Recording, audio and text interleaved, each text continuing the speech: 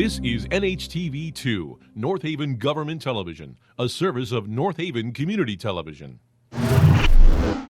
The following program is brought to you through the support of the Town of North Haven.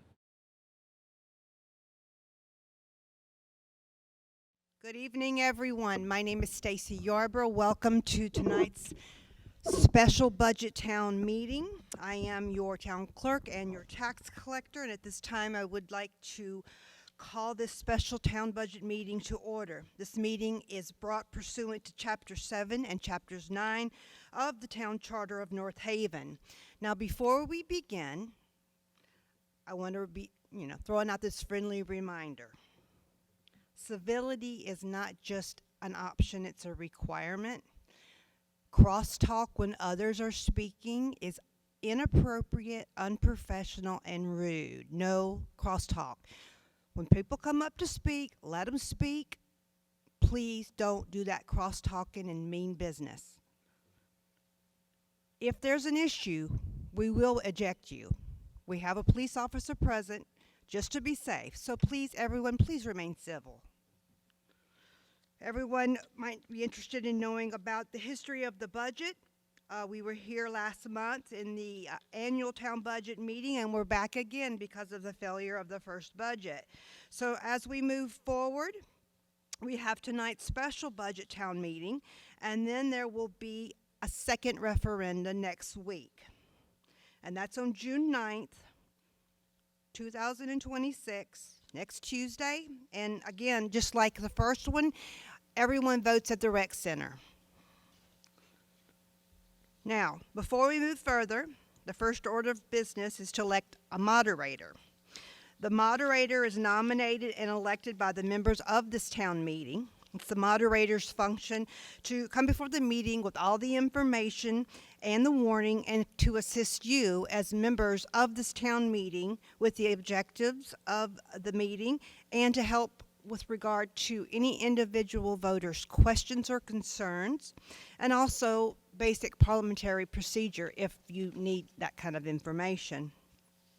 When it's time to vote on the moderator tonight, which as a side item is the only item we'll be voting upon tonight. We're not voting on any issue tonight because the vote will be next week at referenda. When voting, you do need to be an elector of the town. So to be an elector of the town, you must be a registered voter in our town, a natural person who pays taxes on in the town on the most recent assessment of property of not less than $1,000, a citizen of the United States and 18 years of age or older. So you either need to be a registered voter or own at least $1,000 of taxable assessed property in town. If you're unsure about your voting eligibility, you can speak with me and I can check on that for you. Therefore, the floor is now open for nominations for our meeting moderator. Are there any nominations? Is there a second? Any other nominations from the floor for meeting moderator tonight?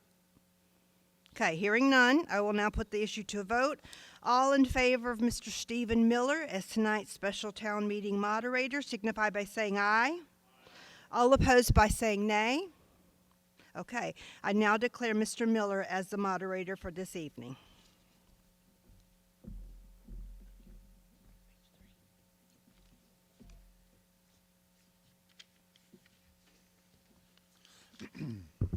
Thank you, everybody, for coming out. And members of the town meeting, at this time. Just need to speak up a little bit. Better? Perfect, thank you. At this time, the town clerk will read the call of the meeting. Thank you, Mr. Miller. All righty.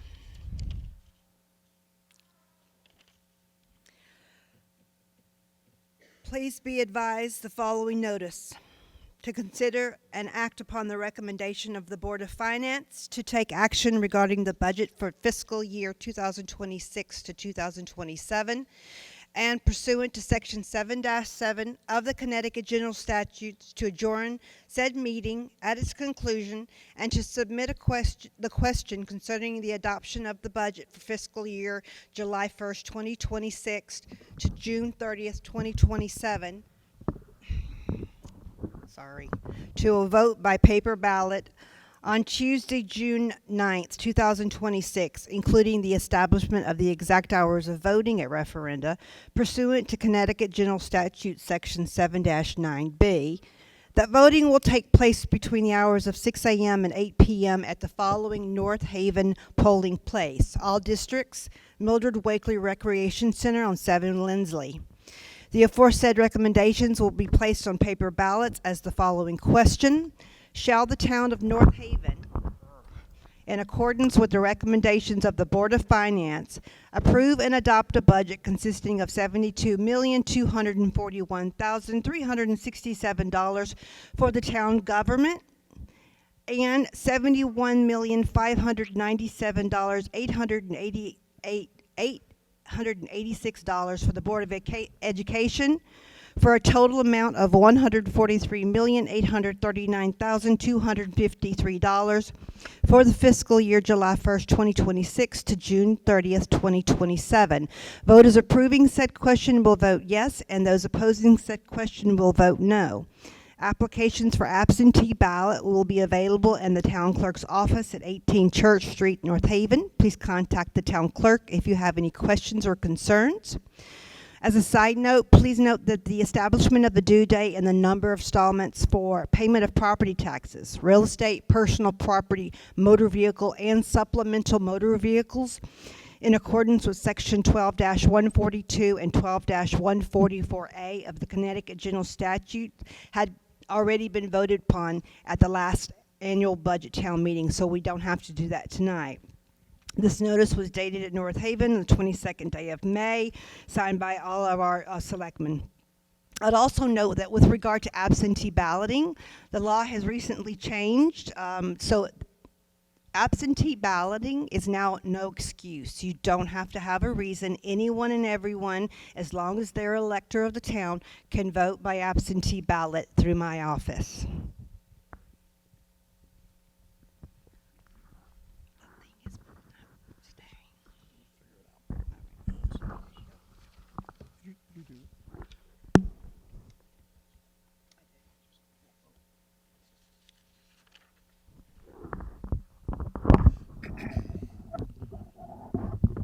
Sorry about the technical difficulties. Again, we will not be voting upon any items on the agenda tonight, since we voted upon establishing the due dates for payments and the number of installments at the annual budget town meeting last month. Yet all these items on the agenda are open for discussion. For any ensuing discussion, all speakers must be recognized, come to the microphone, clearly state their name and address. You must come to the microphone or your comments will not be audible throughout the auditorium, nor for the televised broadcast. Discussion should be limited to 5 minutes for your first turn at the microphone. After everyone has a chance to speak, you may return to the microphone again. At this time, we will be open to discussion for both items on the agenda. So technicality, I do need to read the first and second items of the agenda one more time. Number one, to consider and act upon the recommendation of the Board of Finance to take action regarding the budget for the fiscal year July 1st, 2026 through June 30th, 2027, and pursuant to Section 7-7 of the Connecticut General Statutes to adjourn said town meeting at its conclusion and submit the question concerning the adoption of the budget for the fiscal year July 1st, 2026 to June 30th, 2027 to a vote by paper ballot on June 9th, 2026. As a reminder, the rec center is the only polling place for the referenda, and the question again with regard to this budget is, shall the town of North Haven, in accordance with the recommendation of the Board of Finance, approve and adopt a budget consisting of $72,241,367 for town government, $597,886 for Board of Education, for a total of $143,839,253 for the fiscal year. Those in favor will vote yes. Those opposing will vote no. Now, before we open the meeting up for general discussion, Mr. Frieda, our first selectman, would like to have a few words.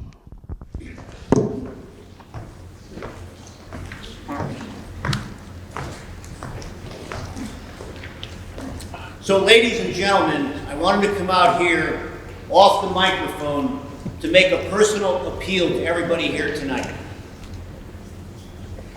We really need to ensure that there is a level of civility during this meeting, as Stacy mentioned.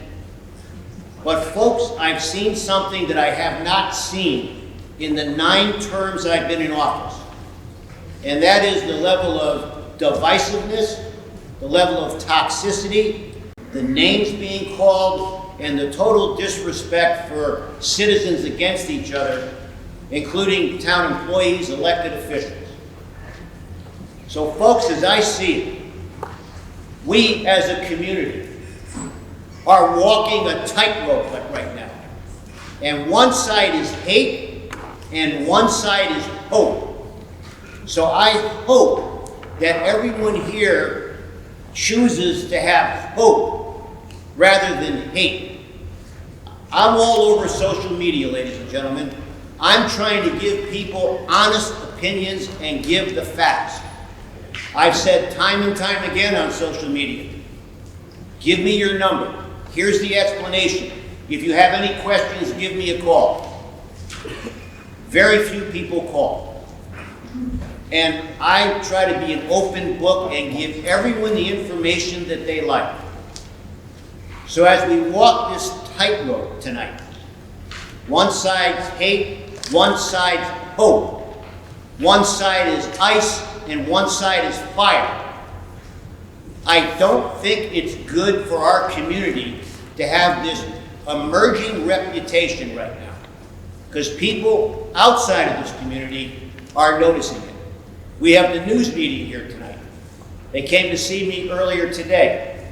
They heard about what's happening.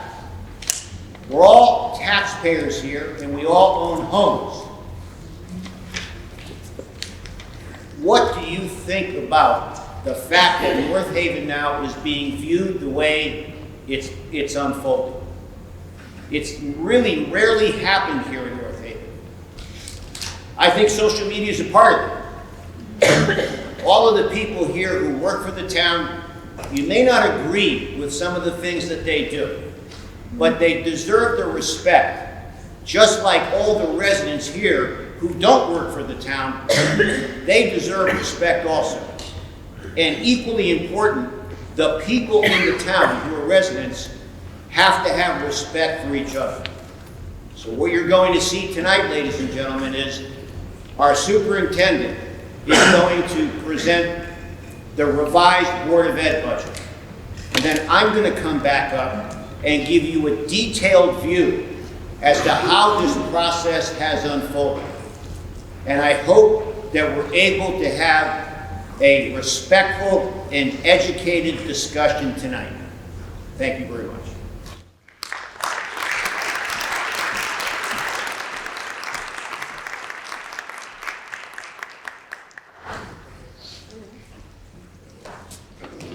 I'd like to introduce Patrick Stirk.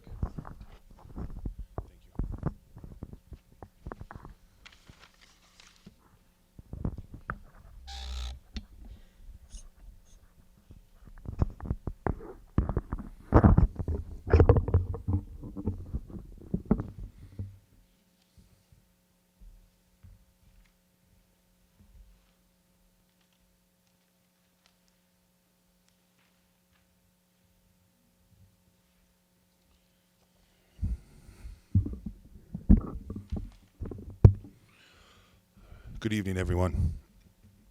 Tonight, I will be presenting the Board of Education's budget for the 26-27 school year. This evening, I'd like to open my presentation with the most recent cuts that are a result of the first referendum failing on May 19th. As you are all aware, following this referendum, the Board of Finance held their May meeting on May 20th and voted to reduce the Board of Education budget by $1,747,459. Last Tuesday, May 26th, the Board of Education held a budget workshop to address this reduction and to vote on how this would be accomplished. During this meeting, hard cuts were determined and have resulted in loss of various positions and resources for next school year. Based upon the feedback we have received, I want to first continue to be transparent on how we approach this very difficult process for our staff. Our central office team worked hand in hand with union leadership to determine which staff members would be affected. As soon as those determinations were made, we felt a profound and professional obligation to speak with staff so they could begin their job searches. Additionally, we were required to meet with these individuals during their contractual day. These difficult conversations were conducted in a private setting with each teacher so they could ask questions and we could provide resources from an administrative lens as well as a perspective from the union. In other districts, these meetings are often omitted and teachers find letters or notes in their mailboxes. We value our staff far too much to operate in that manner. In preparation for these reductions in force, deep dives were conducted in all areas. As a result, decisions were made to shift building assignments to create new teams within our Student Services Department and to meet mandatory and individual IEP requirements, as well as changes in student population. As a result of many factors, including the financial climate, decisions had to be made to shift building assignments, consolidate roles, and restructure teams within our Student Services Department, again, to meet individual IEP requirements, shifting student populations, and maximizing the wonderful human capital we have in district. While these reassignments kept us currently compliant, we cannot minimize the reality of these changes and reassignments. We are asking our remaining staff to do significantly more with less. North Haven has historically operated with far less state education aid than comparable towns, forcing our educators to again and again go above and beyond on a daily basis. So what is provided through this budget remains the same. Resources to provide instruction to over 3,000 students, mental health, nutrition, and medical care to allow students to access instruction, specialized services required for all students to achieve their potential, diverse opportunities for students to engage in activities outside of their curricular pursuits, and safe and reliable transportation to and from school. The overall increase to the medical and dental insurance line for the 26-27 school year is $2,941,771. This increase is determined by our most recent actuary projections from Brown & Brown, and this number also takes into account the reduction in staff needed to account for the $1.7 million cut. The overall increase to the workers' compensation insurance line for the 26-27 school year is just over $530,000. This increase is reflective of the actuarial recommended increase provided to the Board of Education by the town. Our excess cost reimbursement is still projected to be just over $1 million. And we feel it's always wise to be conservative in this projection because we're never quite sure how the state of Connecticut will actually reimburse each district. So in summary, the adjusted Board of Education budget for the 26-27 school year is $71,597,886, which equals a 4.53% increase from this year's current operating budget. So as I just mentioned, the medical and dental insurance increase is just under $3 million, and the increase to the workers' compensation is around $530,000.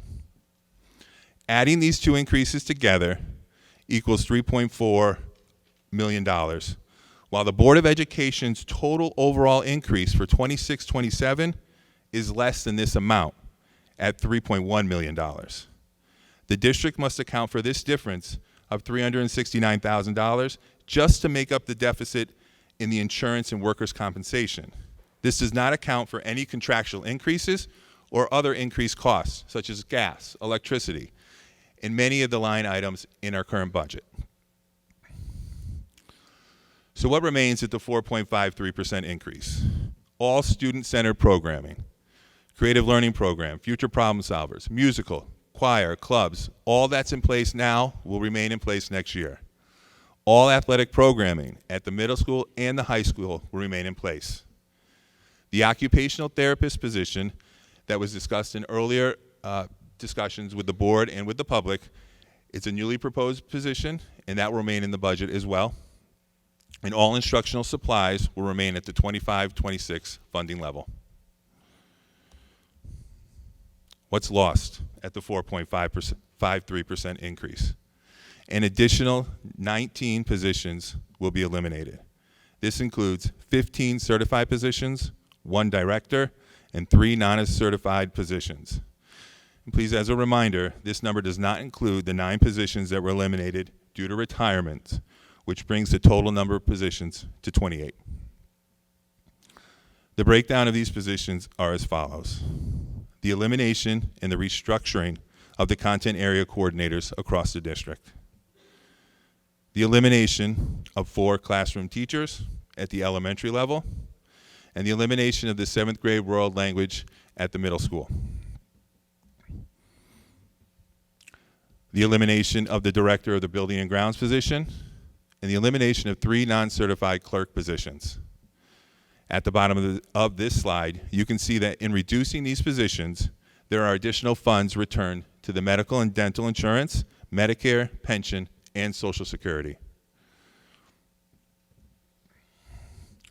There is also an elimination of the FPS field trip subsidy. However, the full program remains intact. IT hardware, software, and the network were reduced in addition to contracted services. These reductions total approximately $1.747 million and land the Board of Education's 26-27 increase at 4.53%. We understand that our community is facing very tough economic times, and a failed referendum is a clear signal that our residents are feeling the impact.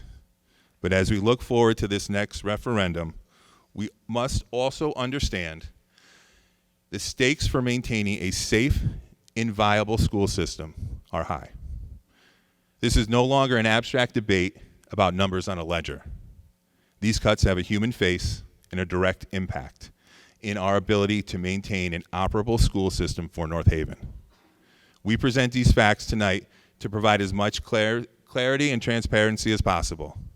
We face an incredibly difficult situation, but we believe that confronting it with honesty, heart, and a shared responsibility, we can still protect the integrity of our schools and the education of our students.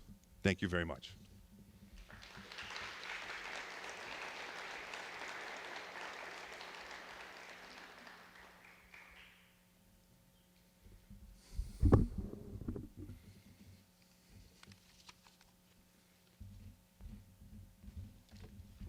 Thank you, Mr. Stirk. Before we open up the floor to the public, Mr. Fried, would you like to speak again?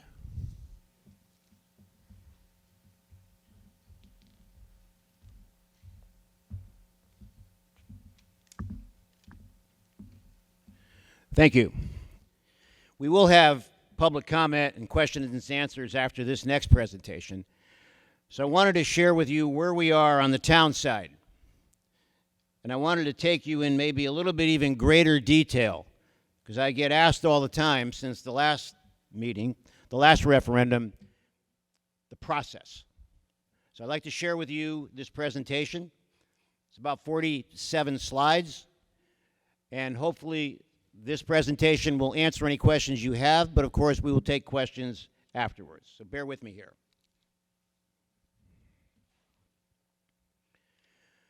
So let's take a look at this coming fiscal year's proposed budget and where we stand today. You just heard from our superintendent, and you heard all of the information that Patrick has presented. On the town side, to summarize, if we look at the revised budget for 2026, 2027, you'll see on the town side that there was a change, a dollar change. We went to what you see here, a 3.9% increase. The capital went up significantly because we didn't have capital as much last year. And really what that did was that we have fire trucks, police cars, and things like that, public works that really are very critical to the day-to-day operations of the town. So this is the revised budget here, ladies and gentlemen. Patrick mentioned that the Board of Ed is at 4.5%, and the town side will be at 4.5% also. And let me take you into greater detail here. But first, let's take a look at how we got to this budget that we are presenting tonight. Most people don't know because, unfortunately, sometimes, even though we had 6 months of meetings, life is busy. People maybe aren't paying attention. So let's go back to January 1st. At that time, the town, the requests for extra funding was an 8% increase on the town side and approximately 11.4% increase on the board side. That was the starting point. That represented about $13.7 million in incremental expenses. We had a department meeting. I met with the department heads. I said it at Board of Finance meetings that we weren't going to be able to sell that type of a budget, ladies and gentlemen, because that $13,700,000 was like a 3.4 mil tax increase. So we went back to the drawing board. The departments were asked to do a revised budget. Now, this is all internally now. So on March 2nd, it went down to 5.3% on the town side and 9.95% on the board side. Now, keep in mind, at this point, this slide, that's what it was going to take to maintain services and enhance services on both the town and the board side. And you see that that represented at the time on March 2nd about 9 million, 9.4, almost $10 million, let's say. So the change on both sides also would have created a 2.4 mil tax increase, approximately. At the Board of Finance meeting, or around about the time of March 30th, the Board of Education was reduced by 2.4 million, and the town was reduced by 200,000. When we go back to the first slide, the town originally cut 2,400,000. That was the starting point at the town side. So now, on March 30th, we're at a 5.01% increase on the town and a 6.35% increase on the board side. And the Board of Education worked very hard to get it down to 6.35. They had their own meetings, and that's what they presented to us. So to summarize, this is sort of a cascading effect. We started on the town side at 2.4. We reduced to try to get this down, and we landed now on March 30th here, 5.01 and 6.35. Following the public hearing on April 3rd, this very auditorium heard from so many residents, and what they heard was the fact that they wanted increased spending. So what did we do that night? I stood right on the stage without the microphone, and I made a statement that we're going to add $500,000 to the Board of Education, and that $500,000 was designed to protect the integrity of the positions that possibly could not have happened.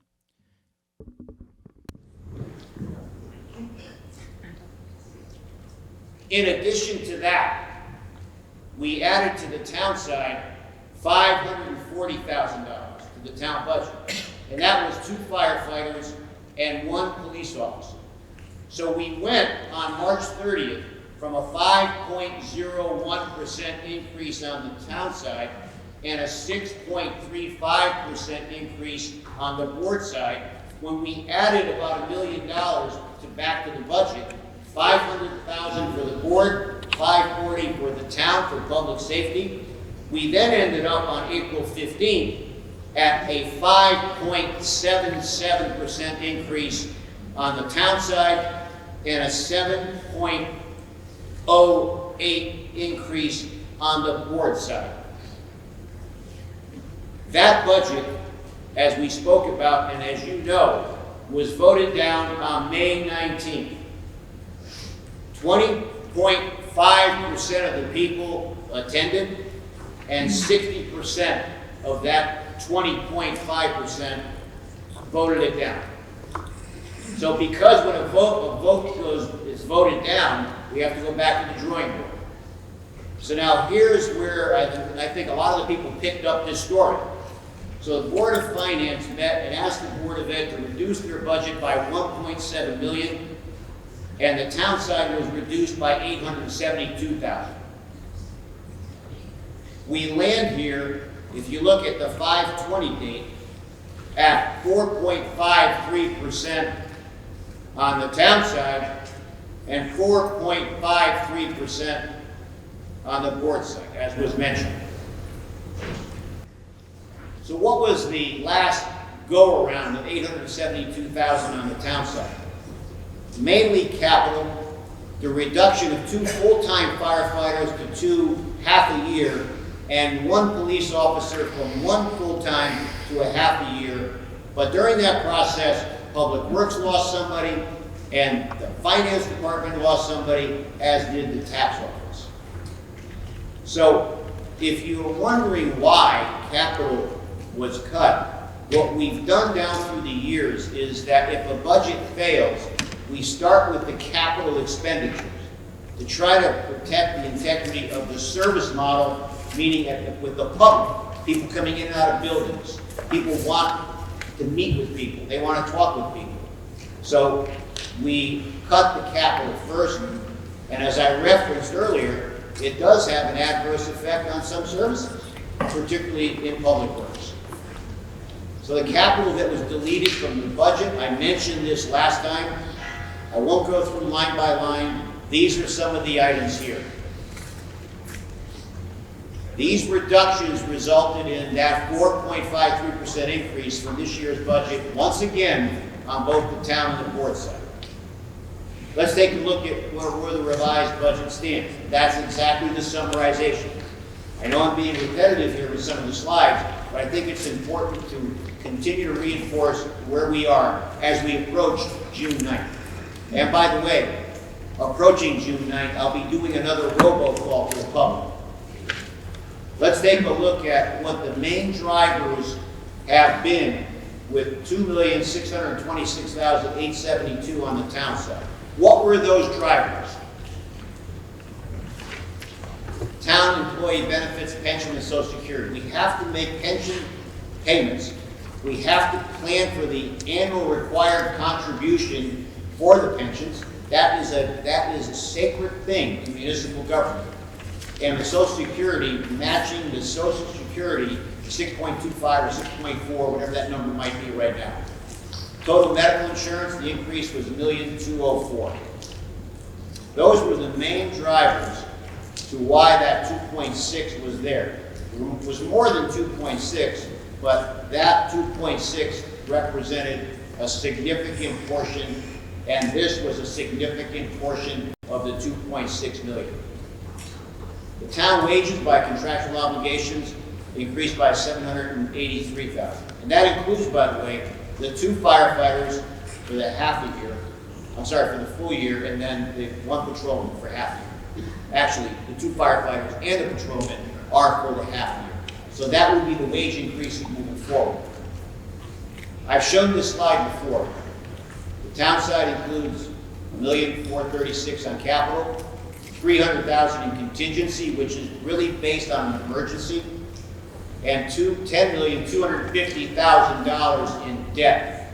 And the town, as we mentioned before, carries $6.3 million in debt on the schools and for the Board of Education. Now the grant list. This was an unfortunate surprise. We started out with a 2.7% increase in the grant list, which was considered outstanding. That generated, on paper, $3.3 million in revenue. But the appeal process came in, and there were a lot of appeals. We lost $1.7 million out of that $3.3 million because of the appeals. So that took the 2.7% increase down to 1.3%, which yielded $1.6 million, and yielded a loss of $1,700,000. If there were no appeals, consider what we could have done with the $1,700,000 from a tax benefit standpoint, taxpayer standpoint. We know what the recent education state funding has been. That's $441,160, and that allowed us to reduce the mill rate by 1/10 of a mil prior to this last referendum.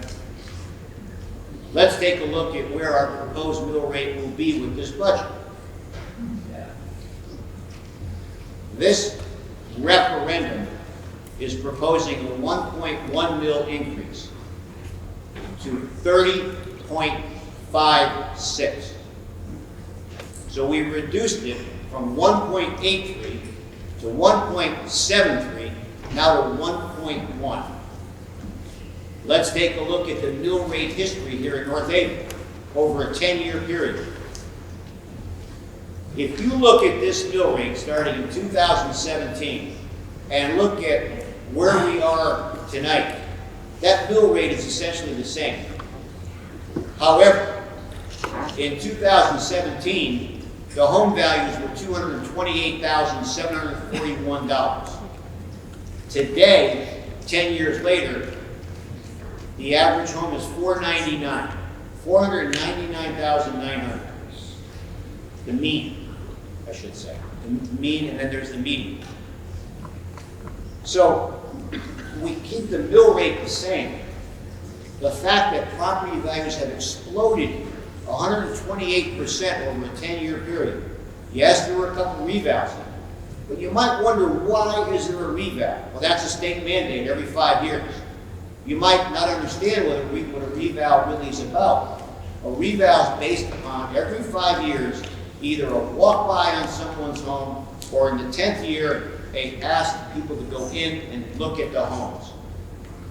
Some people have new roofs on their house after that first reval, 5 years later. There have been central air conditioning systems that have been installed, new ones. Some people put new vinyl siding on their homes. That all adds to the value of the property. And then, on top of that, there's bidding wars in the street for homes. When a house goes up, it doesn't just sell for the asking price, it sells for more. I have a neighbor that sold their house. They asked for $515,000, they got $570,000. And people were bidding against them.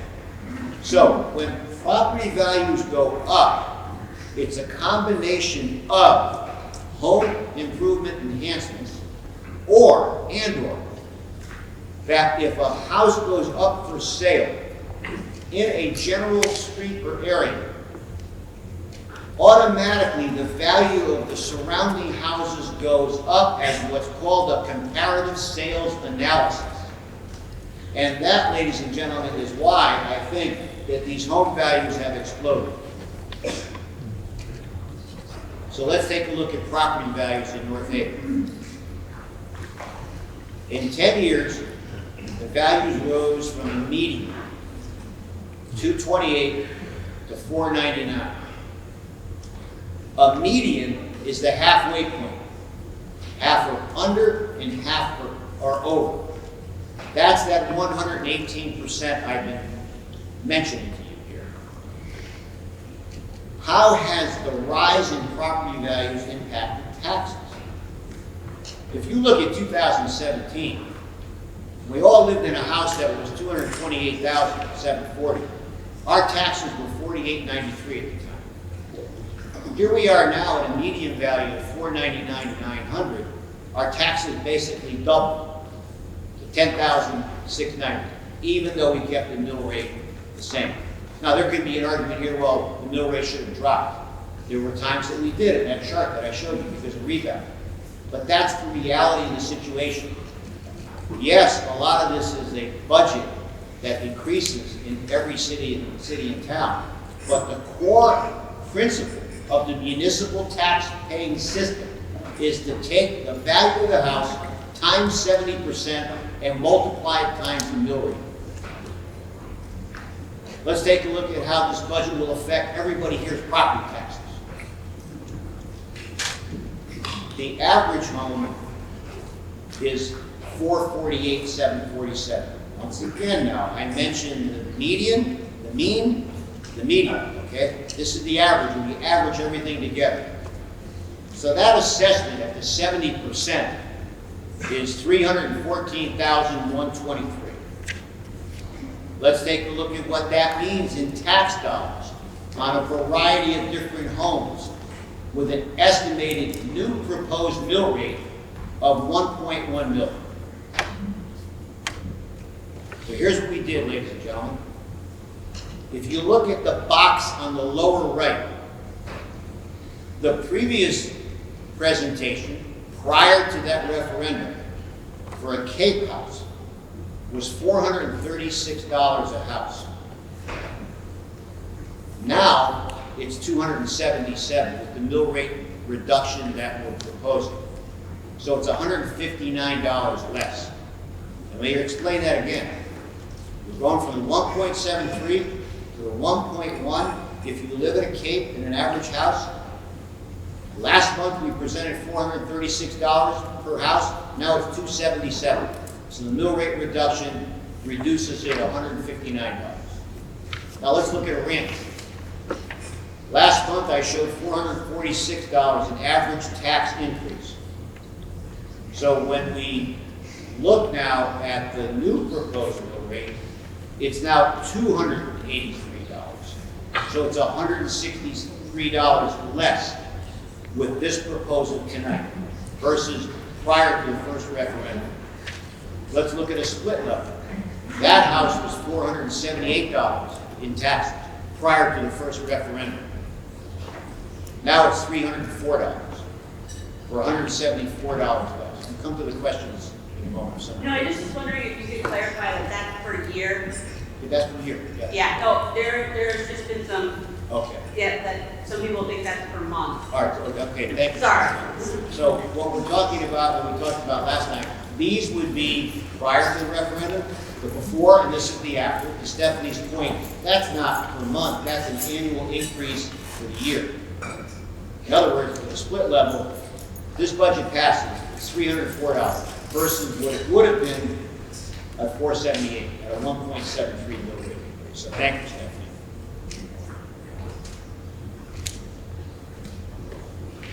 A raised ranch. $504 before, $321 now at the 1.1 mill rate proposal, for $183 less. A Colonial last month, we proposed $424. Again, at the 1.73 mill rate increase. Now, I'm sorry, it was $667 before, now it's $424 for a $243 offset at a lower bill rate. So that is a summarization as to what it means for those that live in certain houses in town. The 4.5% increase on both sides provides a 4.5% increase, of course. It enhances the public safety model. It has impugned the board side because of the referendum failure. And the public safety model gets slightly enhanced by adding the 2 firefighters for the half a year, adding the police officer for a half a year starting July 1st, and then there's a police car as part of this. It provides $1.4 million in capital expenditures on the town side. To summarize where we're at now, the next referendum is June 9th, 6 to 8 p.m. at the rec center.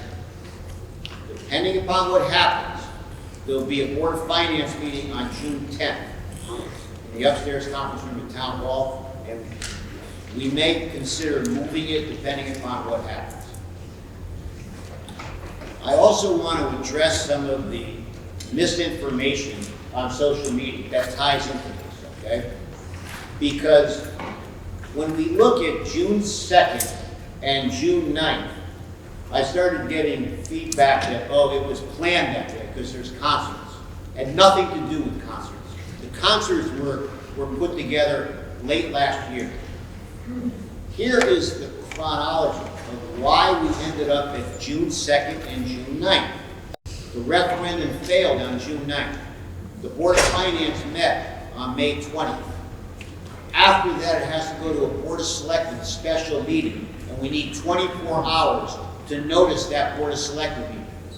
On May 22nd, at 4 p.m., there was a Board of Selectmen meeting to call for the budget meeting referendum.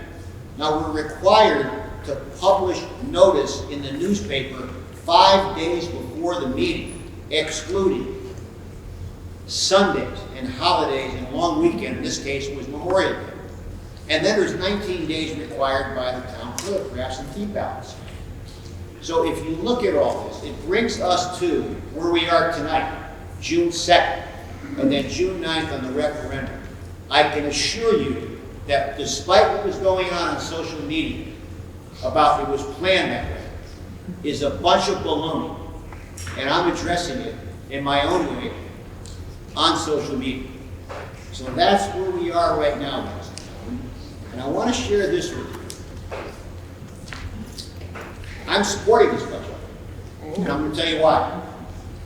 Further cuts will eviscerate the Board of Education. Further cuts, because they'll have to be on both sides, will emasculate the town service. Think about that, ladies and gentlemen. And I'm not trying to be a fearmonger here. You haven't heard me say what's going to be cut. You haven't heard me say in a previous presentation, these are things going to be cut. But that's where we are right now. If this budget fails, and why I am supporting it, is that we're at a point that we can't go any further without a significant reduction in services. If it fails, we go back to the drawing board. If it passes, we move forward. And from what I've seen as I've started this meeting standing over here, I think we're at the precipice, ladies and gentlemen.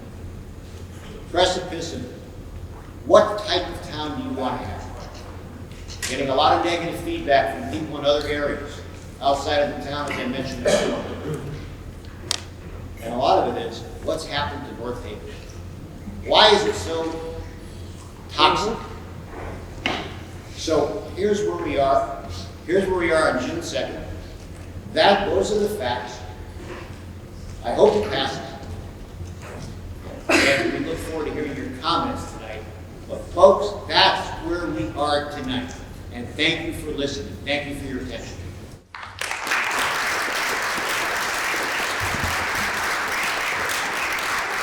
Thank you, Mr. Frieda. And before we open up to public comment, I would like to just reiterate that please keep the cross-talking out of this. Everybody will get their turn to speak. Again, I'll say with discussion should be limited to 5 minutes for your first turn at the microphone. After everybody has had a chance to speak, you may return to the microphone again. At this time, we will open up the discussion period for both items on the agenda. And please state your name and address for the record. Krista Kaplan, 14 Governors Drive. Is this loud enough? All right. Good evening, everyone.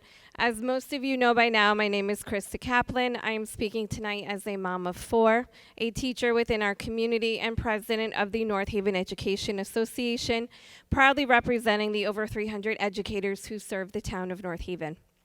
I want to begin by addressing something that has become increasingly concerning throughout this budget season: the rumors, misinformation, and speculation that have been circulating throughout our community regarding the Board of Education budget and the reductions that have been made. Since January, I have worked to communicate openly and honestly with our members and with this community. My goal has never been to create fear, exaggerate impacts, or advance an agenda. My goal has simply been transparency, to share information as it became available, and to foster honest dialogue about the challenges facing our schools. So tonight, I am asking our community to trust what I am sharing. The reductions that have occurred are not a hoax. They are not political talking points. They are not scare tactics. They are real. The Board of Finance and subsequently the Board of Education recently reduced the education budget by more than $1.7 million. That reduction has already had significant consequences for our schools. Before active layoffs were even considered, 10 teaching positions were eliminated through retirements and resignations that will not be filled. Those positions include 2 social studies teachers, 2 Spanish teachers, 2 music teachers, 2 coordinators, 1 physical education teacher, and 1 elementary teacher. Last week, 10 additional educators were terminated: 3 world language teachers, 4 elementary teachers, 1 middle school teacher, and 2 high school teachers. 20 educational positions have now been removed from our schools. 20 people.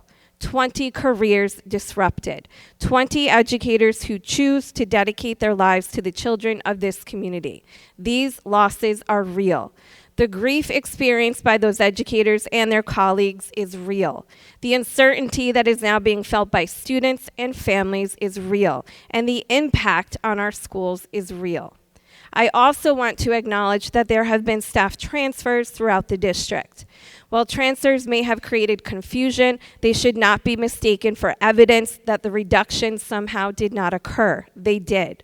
Those transfers were made within the provisions of our collective bargaining agreements and unfortunately occurred during the same time frame as the budget process because of the timing of this second referendum. I also want to be very clear with this community tonight. Further significant reductions will create an increasingly difficult reality for our schools.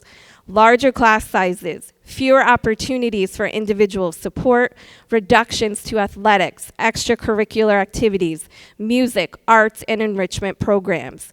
The very experiences that help students discover their passions, build relationships, and thrive both academically and personally. Those are the realities we must consider as we move forward. But despite all of this, there's another truth that deserves to be recognized tonight.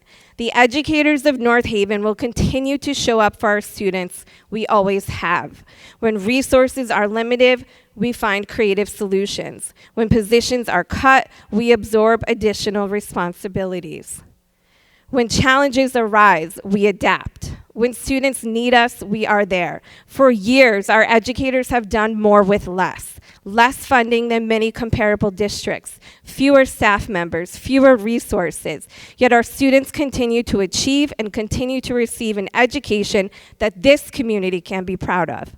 That does not happen by accident. It happens because of the extraordinary teachers, paraprofessionals, specialists, secretaries, administrators, custodians, and support staff who dedicate themselves to children every single day. They arrive early. They stay late. They spend evenings and weekends planning lessons, coaching teams, directing performances, advising clubs, supporting families, and finding ways to help every child succeed. No budget document can fully measure the commitment. No spreadsheet can capture the countless hours, personal sacrifices, and unwavering dedication that our educators invest in this community. And regardless of next week's outcome, they will continue doing what they have always done, putting our students first. Finally, I want to speak directly to the entire community once more. This budget season has been difficult. Emotions have run high, and at times the conversations have become divisive. There have been disagreements, frustrations, and competing perspectives about what is best for North Haven. That is part of a democracy. But what happens next is also a part of democracy. We come together because while we may disagree on certain issues, we all share something much greater, a commitment to this community and the people who call it home. Our schools matter, our firefighters matter, our police matter, and our town workers matter. The strength of North Haven has never come from one department, one board, or one group of people. It comes from all of us working together. So tonight I'm asking our community to focus on not what divides us, but what unites us. Ask questions, seek clarity, hold leaders accountable, but trust that you elected these officials to make the decisions you've tasked them with making.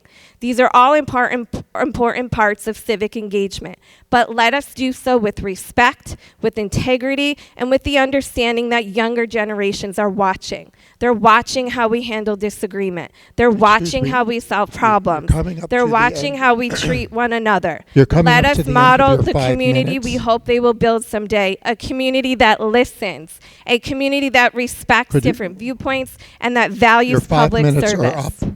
I have 4 you. sentences left. Read your 4 sentences. Thank you, sir.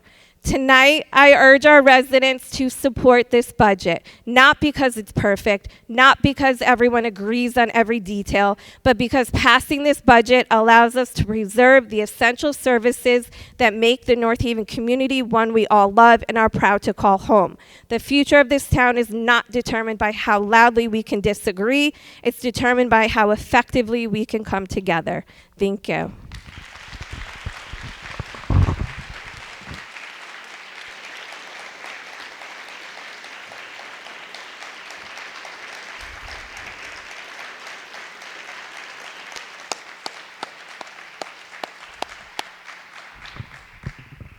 Hi, I'm Scott Friedman, 17 Cooper Road.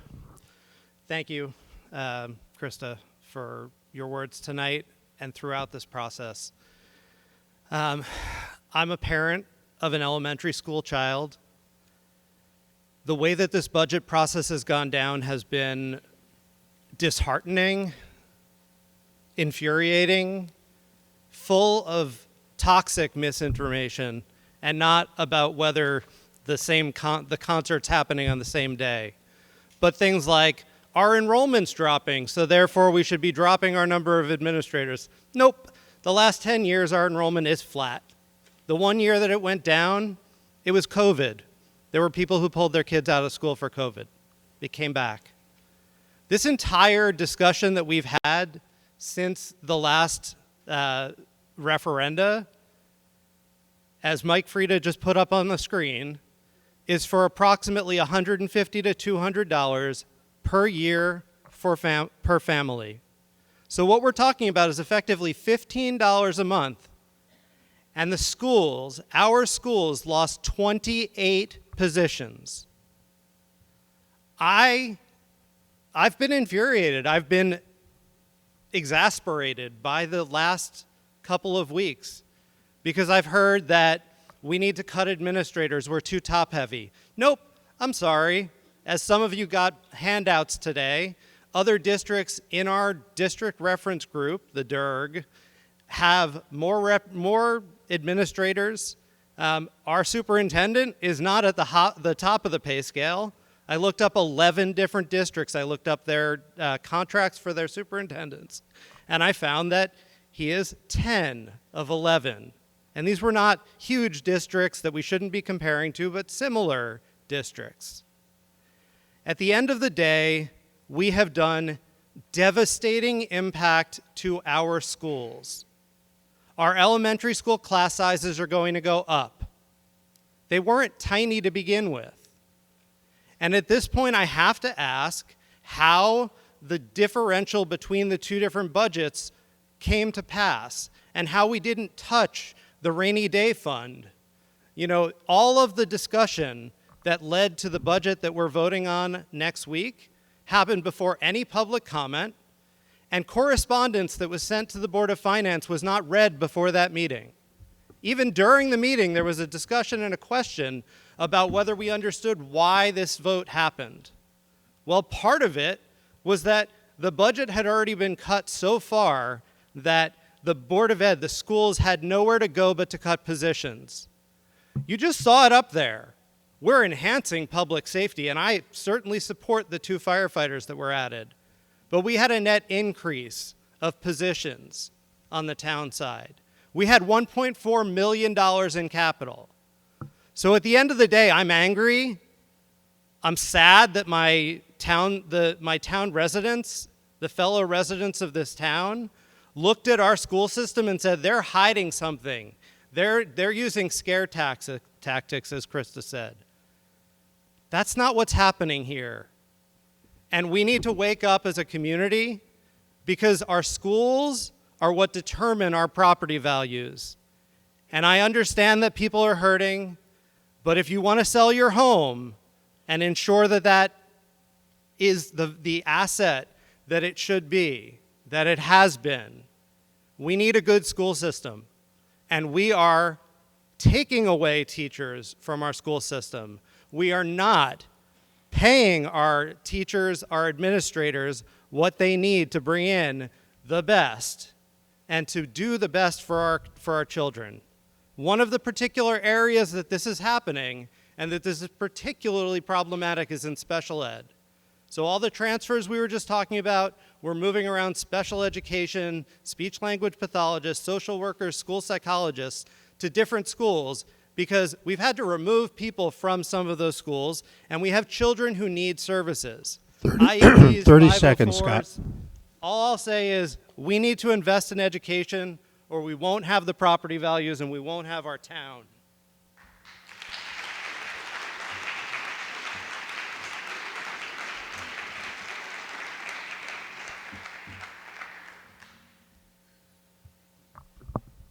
Hi, Kaylee McMillan, 2 Blue Ridge Lane. I've never spoken at one of these meetings. I'm very nervous, so please bear with me. Can you hear me okay? Okay, thank you. I know I'm a lot shorter than he was. All right, so I grew up in North Haven, and I graduated from North Haven High School, this very building when it was brand new. I was involved in band, sports, National Honor Societies. Between my siblings and myself, we were involved in all the extracurriculars that make North Haven so special. I loved it so much that I came back to teach here in 2014. In 2019, when I found out I was expecting my first child, my husband and I bought a house in this town so that our kids could go through the same school system. In 2023, my husband got a job for the school system too. So needless to say, my family is all in on education. We are, big supporters of the school district. I've been a special ed teacher at Monteith for 11 years now, and my daughter started kindergarten there this year. To give some insight into the reality of being a teacher in the last couple weeks, on Thursday, 3 teachers from Monteith were given their non-renewal notices for next year. On Friday, 4 staff members from our special education department, most of my team and my closest colleagues and friends, were transferred to other schools and towns. That was 7 teachers from Monteith whose lives got changed last week. It was 20% of our certified staff. These are teachers, familiar faces to the kids, who will not be there in the fall, while the rest of us have to pick up the pieces and figure out how to make it work. I've lost a lot of sleep and shed a lot of tears in the last few days for my colleagues, but I'm much more devastated for our students, who are the real collateral damage in all of this. Many of our most vulnerable students lost their entire support team last week. These are not scare tactics or empty threats, like has been said before me. These are the very real results of the no vote that happened. I can't even imagine what a second no vote would look like for our schools. Like so many of us, I make the mistake of looking at the Facebook comments, and I know I shouldn't for my own mental health. But to see the comments that people make about our district is very disheartening. I understand that people have the right to vote no, just like they have the right to vote yes. But as taxpayers and voters, we don't get to dictate where the cuts are made. I see a lot of people saying we will vote no until these specific things happen. That's not how it works. For people who don't run a school system or work in a school to make demands about cutting line items on the budget without knowing the day-to-day responsibilities and importance of those jobs is very upsetting. Our administrators do the behind-the-scenes work and oversee students, staff, and families so that the teachers can teach. If we start cutting administrators like assistant principals, these tasks don't just go away, they will fall on teachers. Our teachers are not the highest paid in the state. Teachers stay in North Haven because they are passionate about it and because of the culture of our district. If the culture in this town is going to continue to turn against the school system so aggressively, I foresee a lot of our great teachers leaving. Just like everyone else here, I decided to plant my roots in North Haven because I love and believe in this town. Very much for the schools, but also for the rec center, the library, the concerts on the green, all the things that make this community special. I teach alongside many other North Haven alum and teachers who I once had when I went through the schools, and I am parenting the next generation of our town alongside peers I was once in school here with. I believe we have to fund the future of this town because the love for this community runs deep. I don't want my taxes to go up, but that's just the reality of life right now. I don't want to spend $80 to fill up my gas tank on the way home, but that's the reality of life right now. I know that I am still paying less than I would be for a similarly priced house in Hamden or West Haven, but we have better ranked schools and our town has better services. We are getting our money's worth, and I can feel better knowing that when I write the check. The town and the schools should not be pitted against each other. We are all part of the same community, and we all want what's best for our town. Let's please try to remember that and do what's best for our town's future. Thank you.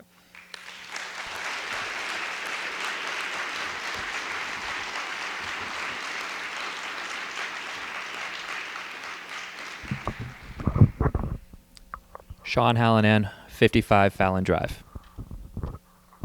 Hi everyone, my name is Tessa Hallinan. I'm the 2026 Kid Governor, but today I'm here speaking as a 5th grade student who's concerned for my teacher and representing most all of the students across Connecticut. My teacher's position may be threatened by the budget cut, along with many others, and she pours her heart and her soul into her work, which is why I believe it is important to speak today. When I enter her classroom, I am immediately welcomed, and she gives me so many opportunities to be the best I can be. I can't put enough words to how grateful I am and how much I've benefited from her teaching. She teaches me academic things like geography, math, and reading, but she also teaches life lessons like kindness, empathy, and growth. And teachers like this are rare. We need to keep teachers like this who create opportunities for students to grow into thriving adults. Recently, we have cut 28 teachers who've inspired minds, shaped hearts, and helped students along the way to growing. Everyone here has been inspired by a teacher. Everyone here has had someone change their lives through teaching. And everyone here has had someone to mentor them through their life. I believe we should keep teachers like this so that students can grow into thriving adults. I have learned so much in North Haven's education system, and my being elected CT Kid Governor is recognition of this wonderful school system, and in particular, my teachers' amazing work and guidance. I'm asking you to support the budget to keep teachers like Brittany DeFreitas. Like our founding father, Benjamin Franklin, once said, an investment in knowledge pays the best interest. Thank you.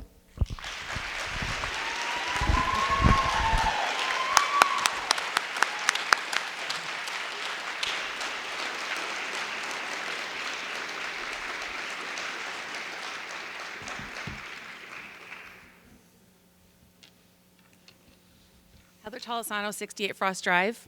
Good evening. Over the past several months, I've attended meetings, watched workshops, reviewed budget documents, and tried to understand how we got here. What troubles me most is not just the budget itself, it's also how we got to this point. This referendum cycle has been heavily influenced by misinformation spread by current and former elected officials, political figures, and people connected to town leadership. Information that was incomplete, misleading, or simply inaccurate spread rapidly through social media and word of mouth. As a result, many residents were encouraged to vote no without fully understanding the consequences. Now we are living with those consequences. Our schools are facing devastating cuts you've already heard. 16 staff members and teachers lost their jobs, 8 positions disappeared through early retirements that won't be replaced, and 4 special ed teachers that are needed will not be hired. Meanwhile, the town side still maintains approximately $1.4 million in capital expenditures and a net increase in staffing, including additional public safety positions, which I want. Whether you agree with every line item or not, the disparity is obvious. I don't support these school cuts. I don't think they're good for our children, our teachers, or our future. But I also recognize the reality before us. We cannot cut the schools any further without causing serious harm. There is no fat left to cut. I stand here tonight as the parent of 3 children who have attended North Haven Public Schools. I currently have 1 child graduating from high school, 1 in college, and a 7-year-old daughter at Monowese. I have seen firsthand the education this district provides. I've watched my children learn from dedicated teachers, participate in athletics, music, and extracurricular activities. I graduate prepared for the next stage of their lives. My oldest children are proof of what North Haven schools can accomplish when we invest in them and support them. And despite often doing more with less, our schools continue to deliver results. North Haven's student-to-teacher and administrator-to-student ratios are already lower than many comparable districts in our DIRG. Yet our students continue to perform well, and our schools continue to earn recognition, including Green Acres Elementary's National Blue Ribbon School designation. These accomplishments don't happen by accident. They happen because of the people who work in our schools every day. That is why I am so concerned about the direction we are heading. What saddens me most is the division this process has created. I've lived in this town for 23 years, and I've never seen our community so fractured. Teachers have been attacked, Board of Ed members who are volunteers, and administration have been vilified. Even children have become part of political arguments. That's not who we should be. This budget needs to pass. Then we need to take a hard look at this entire process. We need greater transparency, earlier planning, more advocacy for state funding, more efforts to grow revenue, and we need to stop pretending that education and town service should always be treated as a 50-50 equation when the impacts are not equal. More importantly, we need to bring this community back together.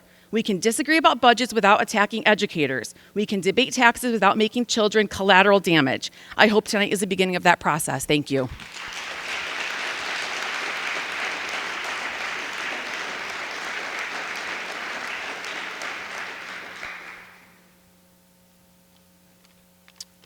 Hi, Tim Gabriel, 18 Renee Lane.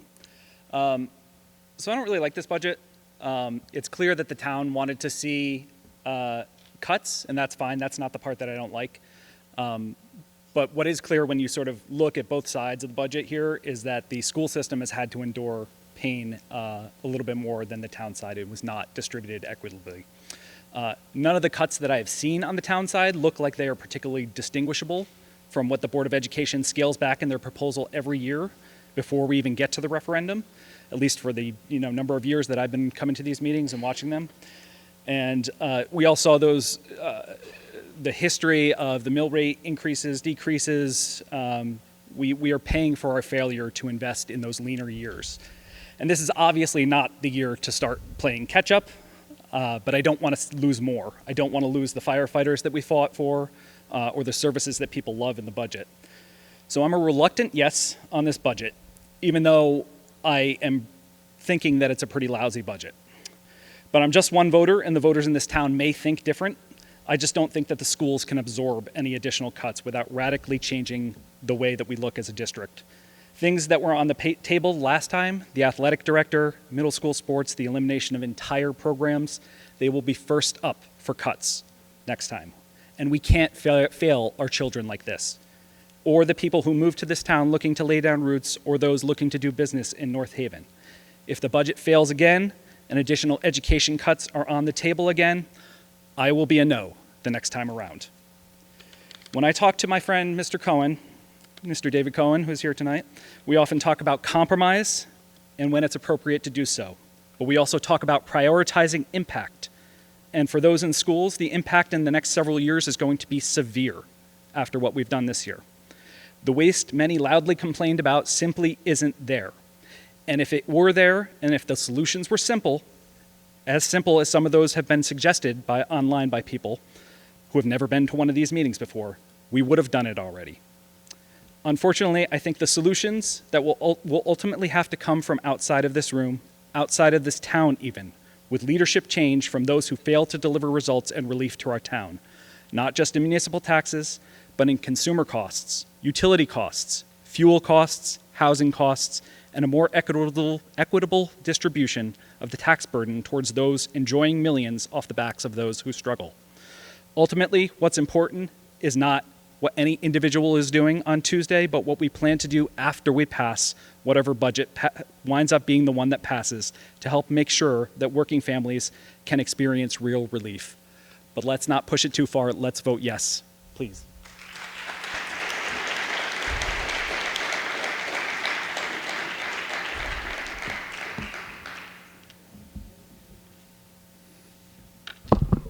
Hi, Stephanie Magnuson, 7 Manor Drive. I'd just like to echo a couple things that some folks have pointed on. You know, again, the social media aspect, which I know Mr. Frieda also touched upon, but disagreeing with decisions that the Board of Education make, and again, these are people that are volunteering and they're serving on a board. They don't get paid, okay? I've seen, and I would love to see, healthy discussions over issues with the budget, but attacking individual board members, and especially their children, is unacceptable. I've seen multiple comments on Facebook from people who bring up Board of Ed members' children on Facebook. You know who you are? We have screenshots. It's horrible. It's horrendous. And it's unacceptable. You have officially crossed the line by doing that. We can debate politics, decisions, without targeting families or engaging in personal attacks.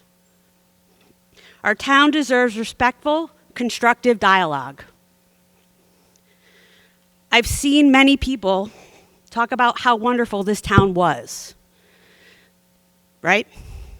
This town, if we keep this up, we're not going to have a future. You keep killing the school, you're going to watch this town slowly die. Period.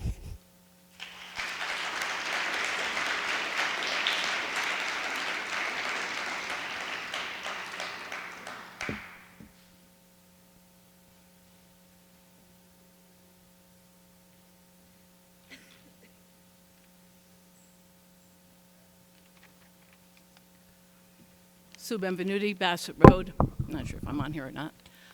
First of all, this school is definitely not handicap accessible. It stinks trying to get in here. Second of all,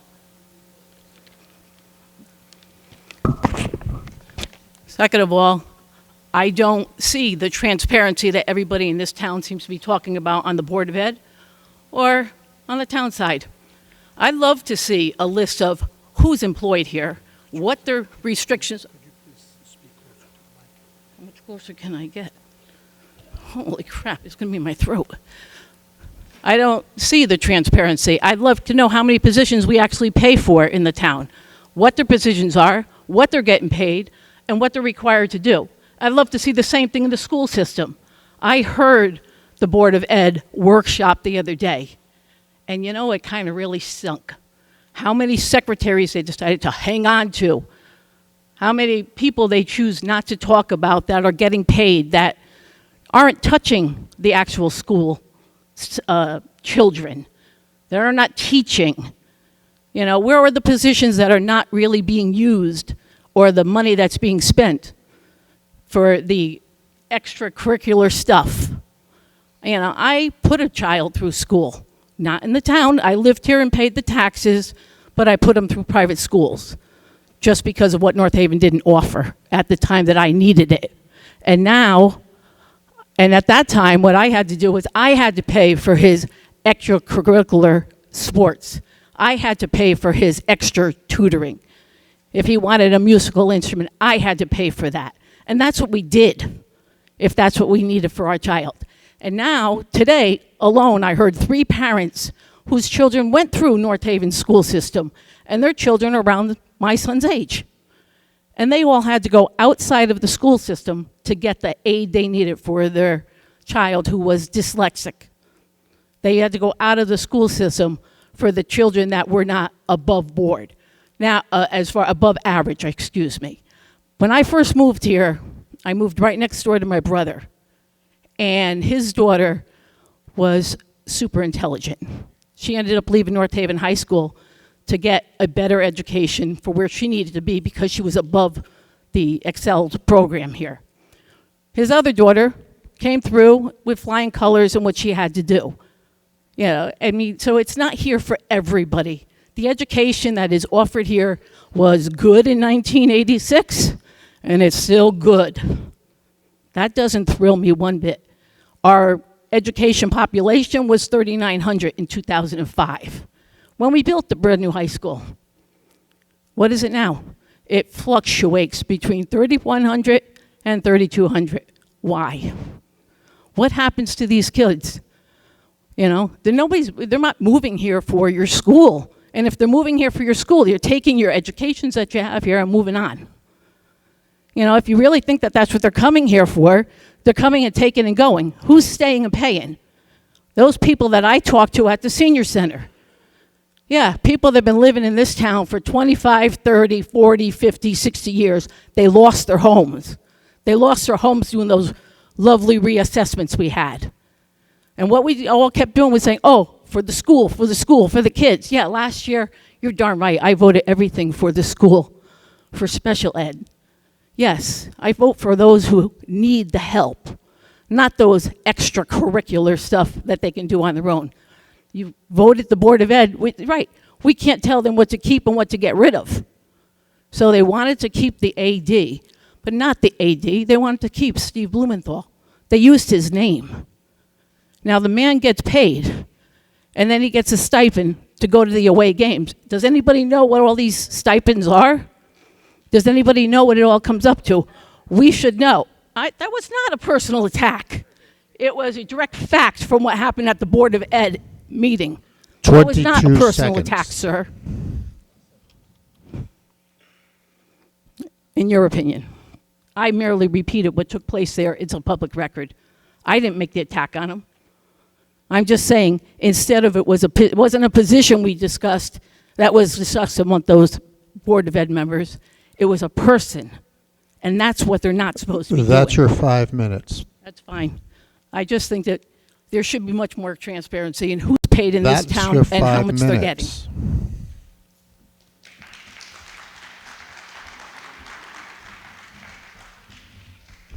I just want to jump in very quickly. The athletic director's position does not receive a stipend. He's a salaried employee. And just to be clear, not only teachers impact students in this district. I don't care who you are and you work for this district, you impact kids.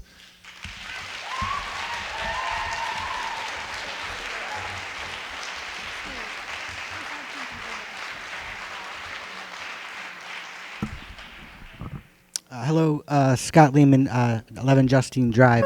Excuse me 1 second, please. Sure, absolutely. We need to limit the crosstalk, one speaker at a time. Thank you. I'll be kind of brief. One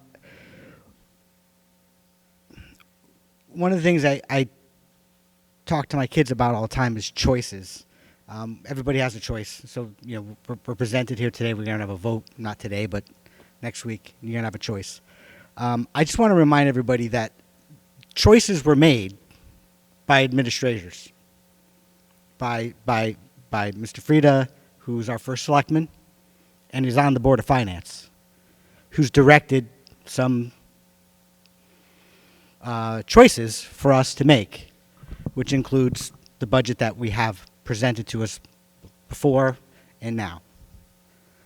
So when you go to vote this time, I want you to remember all these teachers who are now being cut and all these positions and the sacrifices that our firefighters are making would reduce staff. And I want you to remember that come November. Because you're going to have another choice come November, because there's also things like state funding that we're not getting. Because there's money there that our representatives aren't really fighting for. So I just want to stress that you all have a choice here for this vote, but you also have another choice come November. So thank you.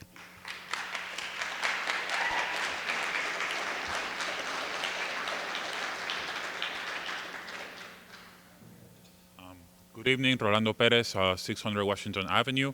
I'm just going by what I'm hearing here. I just wanted to put a face to father of 3 kids that one of them has an IEP. And I just want to say how awesome everybody that have dealt with in Clintonville or North Haven Middle School has been with my child. So anybody who can come here and say that they're not using the resources that they have, I know for a fact that they're not lying because I see it with my kids every day. And if my child with an IEP can do anything in life, it's going to be in good part because of the efforts that everybody in the school is doing. And also I want to say that when people talk about fighting over houses and whatnot, that's actually a fact, and it's in good part because of the schools that we have here.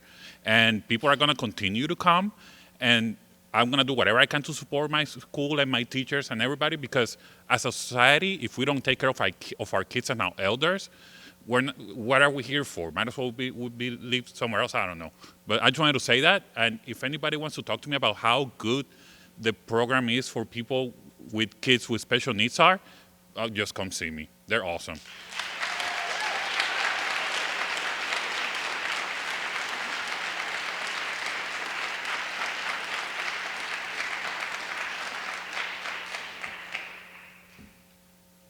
Good evening. Joseph Roach, 300 Middletown Avenue. I've been a resident in North Haven when they used to have cows back in the 70s, early 70s. North Haven has been a very interesting place for me and my family as I grew up. Went to Monowese, Orchard Hill, you remember Orchard Hill? All that stuff. Mr. Riggs, all that stuff. I remember all those things. And I can still remember debates that we've had about what we're talking about. And it's been education, there's been other stuff. Me and the first selectman, he probably doesn't remember, but we had a discussion a couple months back. And we disagreed on certain things.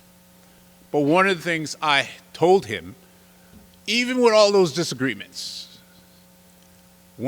because I have family who live in New Haven, in West Haven, all over the place, the taxes aren't that bad. I'm not advocating that we raise taxes just because we have the low taxes and stuff like that. But one of the things that we have to always look at is this. Education is very important. Not that I got along with a lot of the teachers that I dealt with at the time, but to tell you the truth, they're underpaid. Because I was one of those ones who used to drive them mad and stuff like that. And one of the things that my mother always used to tell me, God rest her soul, you go and get your education because the teacher already has hers. And I think one of the things is, especially at my age, because I didn't think I was going to get to this age, I'm in my 60s. And I could remember back in the day, everybody was like, oh, it's expensive, it's expensive. It will always be expensive. Trust me. I got some growing boys, all they do is eat. And I think we all understand, you go to get some gas and stuff like that, it's expensive. There's a lot of stuff that's not in our control, and then there's stuff that's in our control. But when you weigh some of the services that North Haven offers, and I believe a lot of good services come our way, and it's been a blessing for my family on certain things. And there's been negatives. Like, I'm not a big fan of picking up leaves. I'm not trying to piss nobody off, but I'm like, I don't get it. But there is some beautiful things that go on in North Haven. And even when it comes to the Board of Education and stuff like that, it ain't like they're making $1 million doing that job. And we as citizens can be very interesting people when we get pissed off, especially when you're affecting somebody's pocket. And my pocket is hurting. I'm on a fixed income. Did 28 and a half years in corrections, where they used to have layoffs and stuff like that and closing prisons and stuff like that, but guess what? You still have criminals running around doing whatever they're doing. There's always an offset. So when you pass a word, if you're going to vote against it or if you're going to be with it, just think about the big picture about what North Haven's about. North Haven is a beautiful place. And I will add this. I wasn't going to add this, but I'm going to add it. Even my interaction, and I've never been to prison or anything like that, even my interaction with the North Haven police has not been the greatest in the stops and stuff like that. But guess what? I support hiring police officers. I think there needs to be some other changes, but I still believe in that. Same thing with the teachers. There's some awesome administrators. The principal, I can never pronounce his name right, he's awesome. The way he's dealt with my son, who's a BA student, stuff like that, I commend him. I commend the Board of Education. I commend this first selectman because he was willing to debate me on issues. It is tough. We're all going through it. And at the last election, one of the things that actually, the referendum, the thing that pissed me off, I didn't know about it. 30 seconds. 30 seconds. 30 seconds. Yeah. 31 now. It just came out of, to me, it came out of nowhere. And once again, I've been living here since the 70s. So when you make that decision, make it for what, of course, is good for you, but also what is good for North Haven as a whole. Thank you.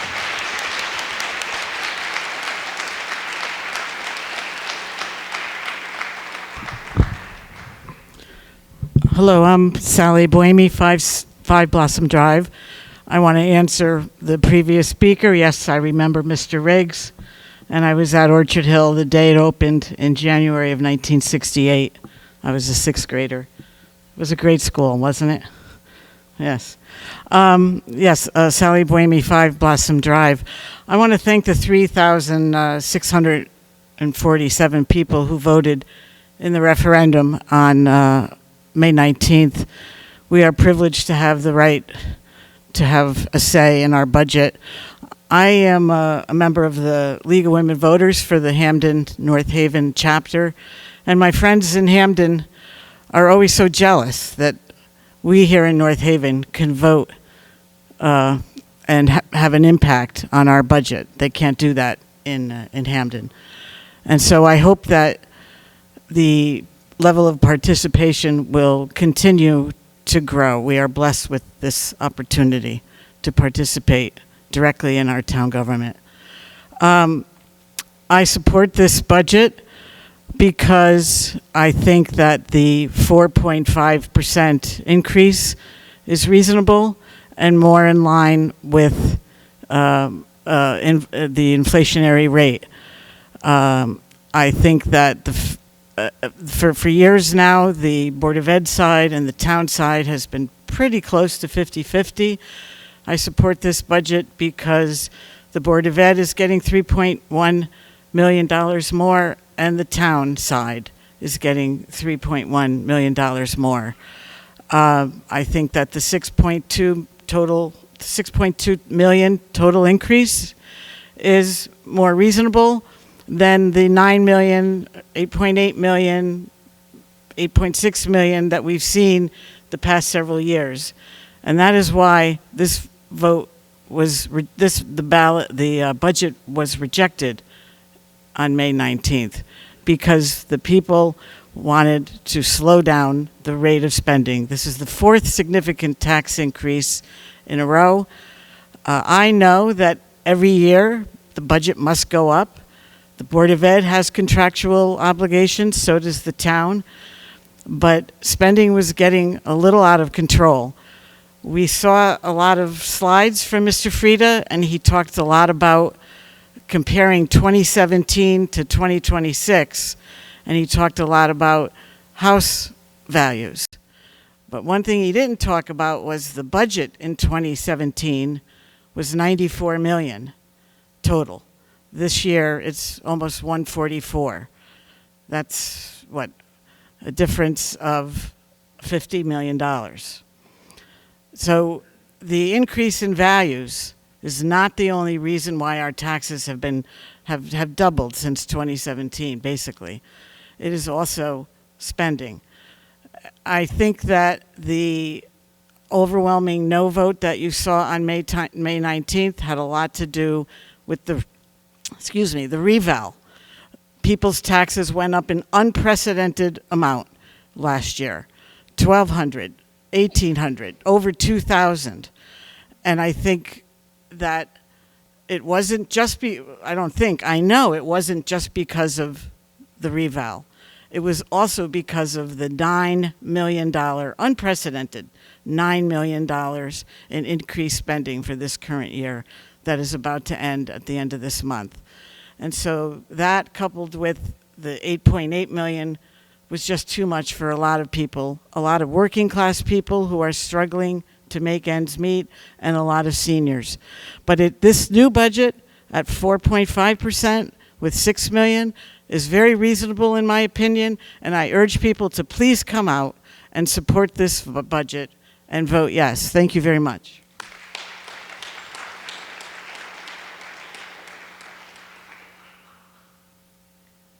Matt Burns, 15 Windsor Road East. It's tough coming up after a town celebrity, but I'll do my best. I'm disappointed in the budget. I think it's a bad budget. 28 positions lost, 24 people working in the building today. They're not going to be here. And I want to say I'm really sorry to them. That's really hard. I worked for unemployment for a long time. That's the worst phone call to take.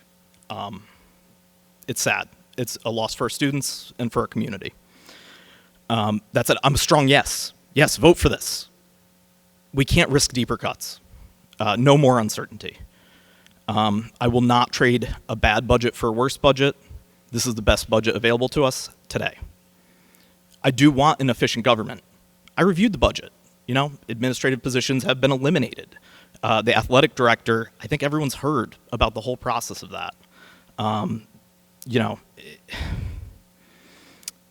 Once you get to 24 people that are currently working in the schools being cut, we're not debating efficiencies anymore, okay? That's reductions that directly impact students and school operations. I've also heard the education side of the budget is the problem. But I looked at the budget. I really don't see it that way. The town side of the budget takes up like half the budget. That's actually not usual. Look around other towns. Wallingford, it's 60%. Cheshire, 63%. Check out Newtown. BOE's 65% of the budget. We're actually pretty efficient here. 10 years ago, in our town, Board of Education was about 55% of the budget. It's down to 50%. In those 10 years, only 2 years was the BOE higher than the town side of the budget in percentage increase. In 4 years, the town increases were double or higher what the Board of Education was. Now, I'm not here to criticize the town. There's services we need. But I'm just trying to highlight, you can't criticize the BOE without criticizing the town.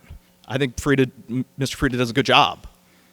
But the Board of Education did a better job over the last 10 years. Now, I'm asking you to vote yes on the budget. But I'm not asking some of you who are concerned, I'm not asking you to stop looking for efficiencies. You can absolutely reach out to Mr. Frieda. He'll respond to you. You can reach out to the Board of Education. If you find grants you think we could qualify for, reach out, do those things. Right now is a very interesting time. They're going to redo the ECS formula. We have to lean on our state rep and state senators to get North Haven a better deal in this, okay? And right now is not the time to further cut education, because if everyone does their job right, we're going to have a lot more money for education next year. And so we're going to lose all of our great teachers this year to then have money to hire other people next year. I mean, it would be a shame, an absolute shame. I do want to thank Mr. Frieda, the Board of Selectmen, for all the work you guys do. It's a lot. Definitely the superintendent, Board of Education, Board of Finance. You guys are taking your lumps, and I really appreciate the work you do. I know it's not easy. And I definitely want to thank the educators, okay? You guys are so important. I can't...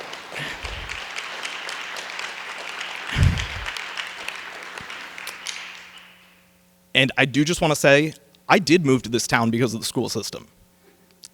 In 2015, my kid's 6 years old. So I was thinking ahead here, guys. It is important, okay? And that's all. Thanks again.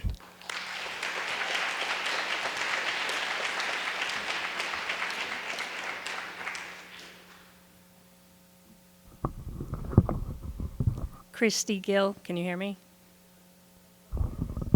Christy Gill, Grove Road. So I just want to say, as everyone else has said, this has been a really frustrating budget season that has really divided our town.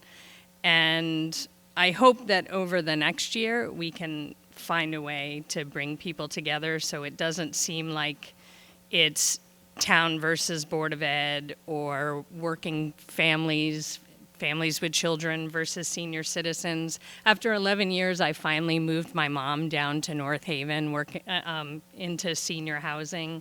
I have kids who 2 years ago graduated from the North Haven school system. I myself work in education, so I'm really someone who advocates for all with the budget. The most disheartening thing, and I know people probably already know how they're going to vote, the most disheartening thing for me was looking on social media and seeing so much misinformation being spread.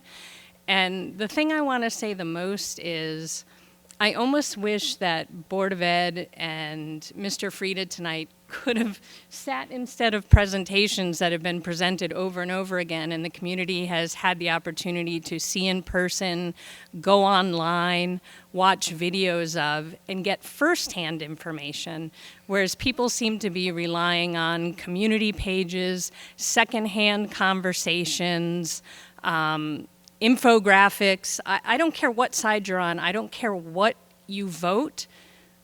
Vote because you've heard information that resonates with you, that helps you, and that serves you.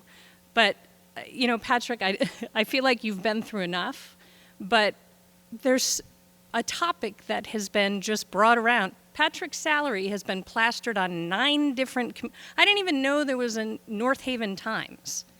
No one else's salary from any other town side or anything. But superintendent's salary is the superintendent's salary. And as a matter of fact, if Patrick left tomorrow, we'd have to hire someone at $20,000 to $30,000 more. That doesn't save us money.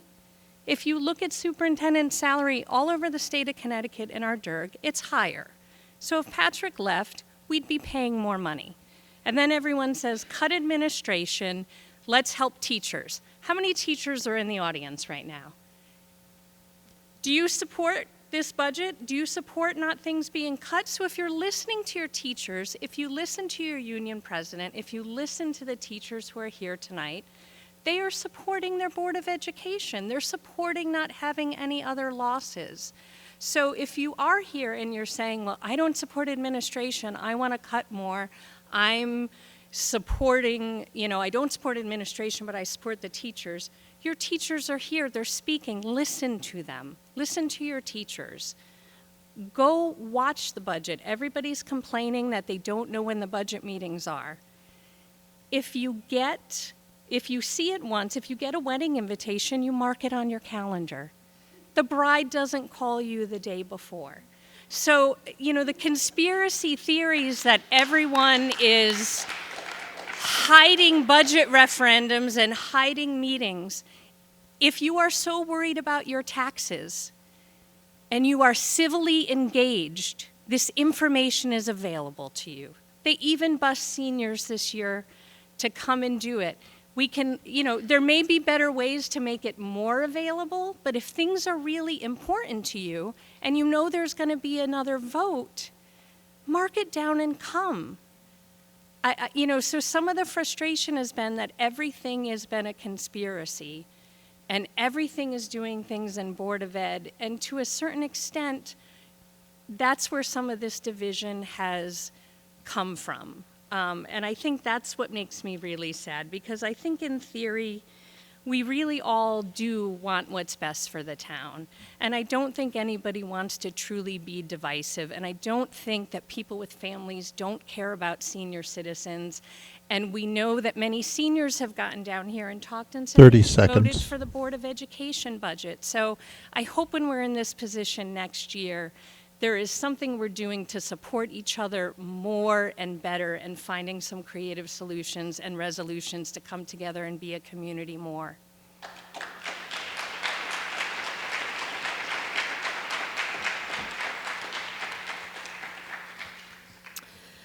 Mary White, Summer Lane. I agree let's show each other respect here and online. If someone posts incorrect information and you have the knowledge of the correct information, be nice about it. But if you posted the incorrect information, you need to show respect when someone takes the time to provide the correct information.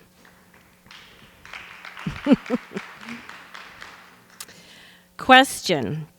On page 7 of the budget, income budget, Federal State of Connecticut Town Government, Pequot Mohegan Grant, there is an increase from $86,789 to $351,971. I am curious as to, after 3 years of the same amount, how did this increase, which is good, how did it come to be, and is it a one-time increase? Do I wait or continue?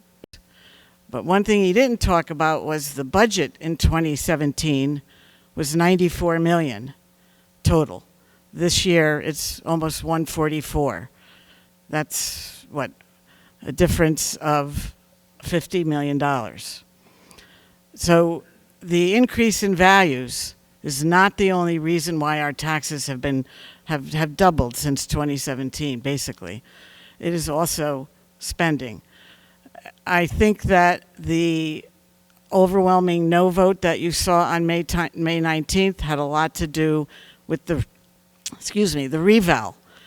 People's taxes went up an unprecedented amount last year.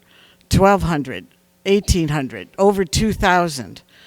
And I think that it wasn't just I know it wasn't just because of the reval. It was also because of the $9 million, unprecedented $9 million in increased spending for this current year that is about to end at the end of this month. And so that, coupled with the 8.8 million, was just too much for a lot of people, a lot of working class people who are struggling to make ends meet, and a lot of seniors. But this new budget at 4.5% with $6 million is very reasonable in my opinion, and I urge people to please come out and support this budget and vote yes. Thank you very much.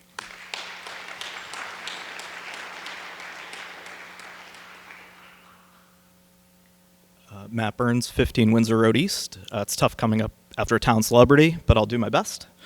I'm disappointed in the budget. I think it's a bad budget. 28 positions lost, 24 people working the building today.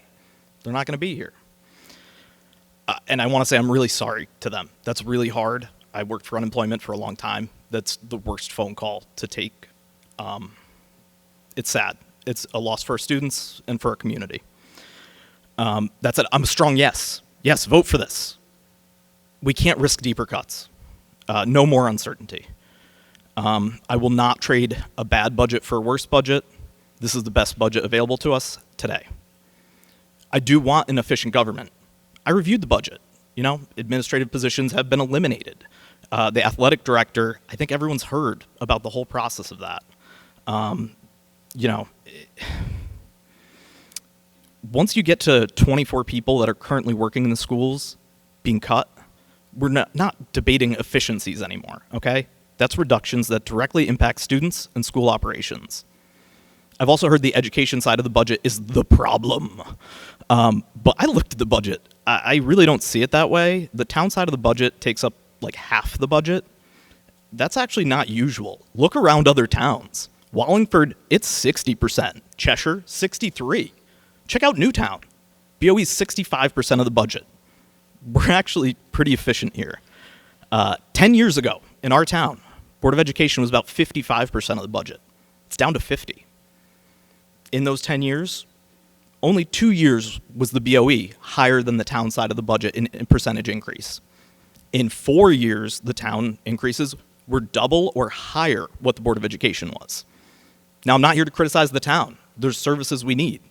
But I'm just trying to highlight, you can't criticize the BOE without criticizing the town. I think Mr. Frieda does a good job. But the Board of Education did a better job over the last 10 years. Now, I'm asking you to vote yes on the budget, but I'm not asking some of you who are concerned, I'm not asking you to stop looking for efficiencies. You can absolutely reach out to Mr. Frieda. He'll respond to you. You can reach out to the Board of Education if you find grants you think we could qualify for. Reach out, do those things. Right now is a very interesting time. They're going to redo the ECS formula. We have to lean on our state rep and state senators to get North Haven a better deal in this, okay? And right now is not the time to further cut education, because if everyone does their job right, we're going to have a lot more money for education next year. And so we're going to lose all of our great teachers this year to then have money to hire other people next year. I mean, it would be a shame, an absolute shame. I do want to thank Mr. Frieda, the Board of Selectmen, for all the work you guys do. It's a lot. Definitely the superintendent, Board of Education, Board of Finance. You guys are taking your lumps, and I really appreciate the work you do. I know it's not easy. And I definitely want to thank the educators, okay? You guys are so important. I can't...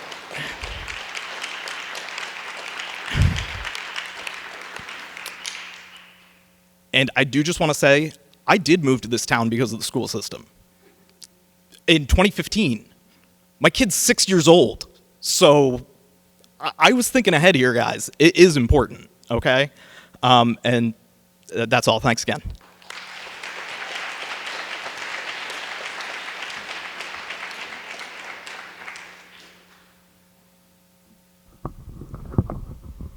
Christy Gill, can you hear me? Christy Gill, Grove Road. So I just want to say, as everyone else has said, this has been a really frustrating budget season that has really divided our town. And I hope that over the next year, we can find a way to bring people together so it doesn't seem like it's town versus Board of Ed, or working families with children versus senior citizens. After 11 years, I finally moved my mom down to North Haven, into senior housing. I have kids who 2 years ago graduated from the North Haven school system. I myself work in education, so I'm really someone who advocates for all with the budget. The most disheartening thing, and I know people probably already know how they're going to vote, the most disheartening thing for me was looking on social media and seeing so much misinformation being spread. And the thing I want to say the most is I almost wish that Board of Ed and Mr. Frieda tonight could have sat instead of presentations that have been presented over and over again, and the community has had the opportunity to see in person, go online, watch videos of, and get firsthand information, whereas people seem to be relying on community pages, secondhand conversations, infographics. I don't care what side you're on. I don't care what you vote. Vote because you've heard information that resonates with you, that helps you, and that serves you. But, you know, Patrick, I feel like you've been through enough, but there's a topic that has been just brought around. Patrick's salary has been plastered on 9 different, I didn't even know there was a North Haven Times. No one else's salary from any other town side or anything. But superintendent's salary is a superintendent's salary. And as a matter of fact, if Patrick left tomorrow, we'd have to hire someone at $20,000 to $30,000 more. That doesn't save us money. If you look at superintendent's salary all over the state of Connecticut in our DIRG, it's higher. So if Patrick left, we'd be paying more money. And then everyone says, cut administration, let's help teachers. How many teachers are in the audience right now? Do you support this budget? Do you support not things being cut? So if you're listening to your teachers, if you listen to your union president, if you listen to the teachers who are here tonight, they are supporting their Board of Education. They're supporting not having any other losses. So if you are here and you're saying, well, I don't support administration, I want to cut more, I'm supporting, you know, I don't support administration, but I support the teachers. Your teachers are here, they're speaking, listen to them. Listen to your teachers. go watch the budget. Everybody's complaining that they don't know when the budget meetings are. If you see it once, if you get a wedding invitation, you mark it on your calendar. The bride doesn't call you the day before. So, the conspiracy theories that everyone is hiding budget referendums and hiding meetings, if you are so worried about your taxes and you are civilly engaged, this information is available to you. They even bus seniors this year to come and do it. We can, there may be better ways to make it more available, but if things are really important to you and you know there's going to be another vote, mark it down and come. So some of the frustration has been that everything has been a conspiracy and everything is doing things in Board of Ed. And to a certain extent, that's where some of this division has come from. And I think that's what makes me really sad, because I think in theory, we really all do want what's best for the town. And I don't think anybody wants to truly be divisive. And I don't think that people with families don't care about senior citizens. And we know that many seniors have gotten down here and talked and said 30 they seconds. voted for the Board of Education budget. So I hope when we're in this position next year, there is something we're doing to support each other more and better, and finding some creative solutions and resolutions to come together and be a community more.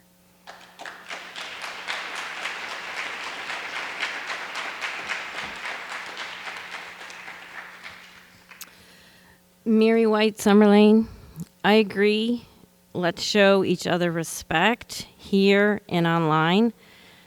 If someone posts incorrect information and you have the knowledge of the correct information, be nice about it. But if you posted the incorrect information, you need to show respect when someone takes the time to provide the correct information.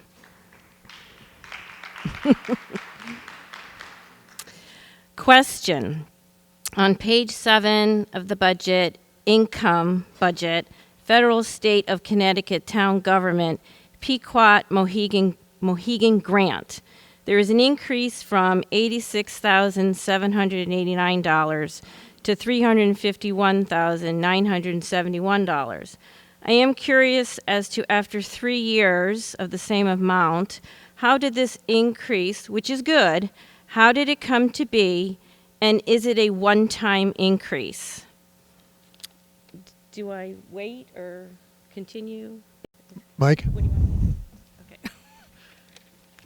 Okay. You won't count that against my time, Mike answering it? Okay, thank you.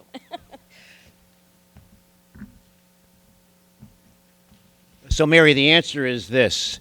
And this I'm going to put on my Connecticut Conference of Municipalities hat as the past president of all the cities and towns in Connecticut, and also the most recent president of the Council of Small Towns. So we worked with Senator Austin, and this was a big thing with a lot of municipalities across the state. So we supported this bill, and that bill, that it passed, and we as municipalities got an influx of Pequot. We think it's going to continue, but that's why you see that in the budget. It was a bill that was passed that we, as municipal leaders, we supported. Thank you. So if this budget fails, I wanted to remind everybody that we have to borrow $13.5 million monthly to fund the town. Is that what you want? I don't think so. If this budget fails, it will be devastating for the Board of Education, with more teachers and more programs being cut. We cannot allow that to happen. We have to have quality education for our children. On the town side, you heard Mike Frieda say, when the budget failed, they started with capital expenditures. 2 police cars and 2 light bars were cut. The 2 firefighters and 1 police officer were kept, but are starting half a year on January 1st, 2027. If this budget fails, public safety will suffer. Is that what you want? I don't think so. I think we are in support of public safety, and we are in agreement with that. You know we are short firefighters. You know no firefighters have been added to the budget for 3 years. We must be committed to public safety, and we can do that by adding 2 firefighters to the budget, 2 each year for 4 years. We have to do this so we are all safe. We have to support public safety. We can do that by supporting this budget. Please vote yes.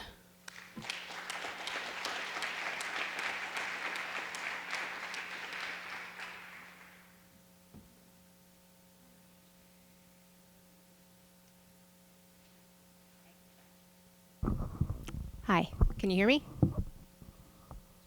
Can you hear me? Okay. Hi, Lisa Lehman, 11 Justine Drive. I'm beyond frustrated, like seriously angry. When we had the first vote in May, the BOE was already underfunded. They had no capital budget included at that point. When the vote was voted down, instead of using this as a mandate to better fund our town or to equitably distribute the costs across town and BOE, our Republican leadership used it as an excuse to make the budget worse. The Board of Finance immediately slashed the budget, cutting $1.7 million from our schools, forcing the BOE to eliminate 28 critical positions, 4 elementary roles, 3 world languages teachers, 4 vital special education positions. The one thing I haven't heard enough about tonight is how we wound up here. We talk about how much things cost, but we don't talk about how much money comes in. For years, First Selectman Mike Frieda and the Board of Finance have underfunded long-term infrastructure and education to pass politically easy maintenance budgets. Instead of identifying structural ways to offset property tax burdens with sustainable corporate development, they have forced our most vulnerable to absorb the costs. Their immediate reaction to the failed referendum was to slash education, and that was no accident. It was to instill fear in the voters, to make you vote yes the second time around out of fear out of what comes next. Don't fool yourself. This is not going to be the last time. To add insult to injury, our state representative Dave Yaccarino and state senator Paul Ciccarella, our legislative delegation at the state has failed us to secure the necessary state education cost-sharing formulas or pilot grant funding required to relieve local property taxpayers. While neighboring municipalities aggressively secure state aid packages to fund local infrastructure, our state reps have failed to shield North Haven families and seniors from bearing the full financial brunt of skyrocketing health insurance, pension obligations, and property reevaluations. Our schools and our students are being failed. 1.7 million school budget reduction means larger class sizes, the loss of special elementary educators, fewer middle school world language offerings. Most harmfully, cutting 4 proposed special education teacher positions leaves our most vulnerable students without federal and state mandated support systems. Oops. It also fails our parents. Working families rely on robust public schools to maintain property values and provide enriching environments. Cutting critical administrative, custodial, and IT support positions places a heavier operational burden on remaining staff and increases classroom burnout. This is not parents and teachers and students against seniors, because this budget also fails our seniors. This budget strips away safety nets. While seniors struggle under the weight of reassessed property values, the leadership has failed to expand robust senior tax relief programs or shield municipal community programs such as public library hours, senior services, and recreation programs from being targeted for operational cuts. I implore you to say enough is enough. We deserve better. We deserve more funding from our state. We deserve more equitable sharing of cost burden across our town from corporate and economic development. We shouldn't have to bear the brunt of every increase in health insurance, in grocery prices, in gas bills, and we certainly shouldn't strip away the protective needs of our most vulnerable citizens. Thanks.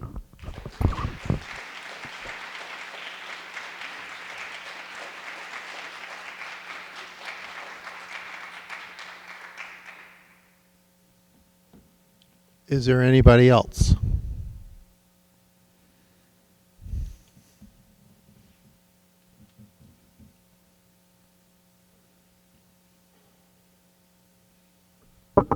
Jenny Caldwell, 69 Kimberly Circle. I want to start with just a couple of questions.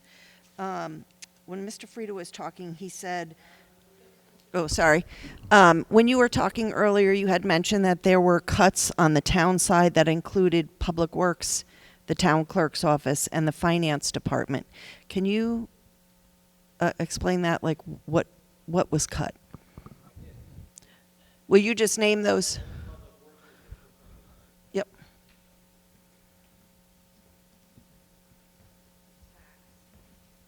Like a part-time tax? No. It was tax. Okay. Tax. One, we didn't replace in Public Works. And what was the other question?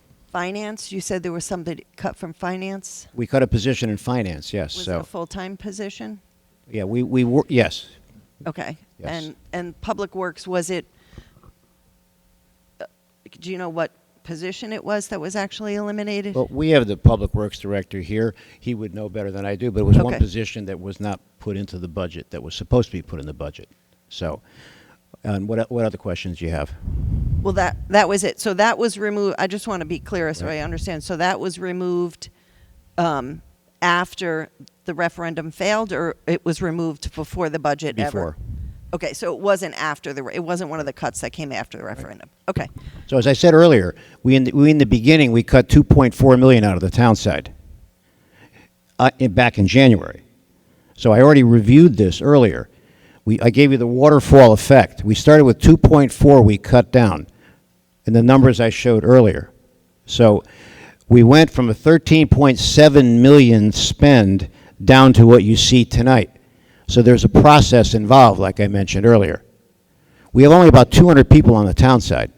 That's what we have. But So- I'm not advocating I was just confused because I couldn't find in the budget booklet where there was a difference between what was in it, Right. Previously versus what was in the new one. So that's I was just trying to figure that And out. by the way, wasn't your question, but when the issue came up of transparency, we have other surrounding towns that don't do what we do on the town side. We put all the salaries in by position. I think that's pretty transparent. All of the salaries by position on the town side. There's other municipalities that I know that I'm friendly with their mayors. They don't do that. Also, I want to address the infrastructure. We built a $69 million middle school. We built an $18 million police department. This all happened after I took office. We built 4 new firehouses. We paved over 110 miles worth of roadways. We put a new roof on the library. We redid the pool roof. We put a new roof on the Historical Society. This all took place after I took office. Town Hall was not ADA certified. We put an elevator on Town Hall to do that. I can make an argument that over the 9 terms I've been in office, we put hundreds of millions of dollars into the town in terms of infrastructure upgrades. Thank you. Just to clarify, I did not bring anything up about infrastructure, so I guess I'm not particularly happy with the way the revised budget process went, and I've been bringing this up for a long time. I do think I agree very much with what Len Fasano said at the Board of Finance meeting, that we need to have a process where we really dig into where we're spending money, what we're asking of our residents, what our services are, and that kind of thing, where we keep doing the same thing year after year, where we work off a budget from the previous year and then we just keep adding. And I think that, unfortunately, what happens is when you keep doing the same thing over and over again, you're going to get the same result. And, I know there are people who support the Board of Ed. I'm a supporter of education, but there are also people in the town who can't afford the tax increases. And our taxes are, at this point, for some of us, they're high. Mine are close to $10,000 a year. So, so that is an issue for people who are, working class, single parent family homes where they just don't have that extra money each year. The other thing that I would just like to say that I'm not particularly happy about was for the people who voted no, many people were upset with the administrative salary increases, and on both sides of both the town and the Board of Ed. And unfortunately, the budget we have, while it's cutting certain things like teachers, that was not addressed at all. And I think it's problematic for the people who see $15,000 increases in a budget for a single person, $14,000, $8,000. It is difficult to be able to feel like you're absorbing a big tax increase while people on both sides are getting fairly large increases to their salary. So anyway, I'm not going to make a recommendation. I think people have to vote the way they want, but I don't particularly like the way this process works. Thank you.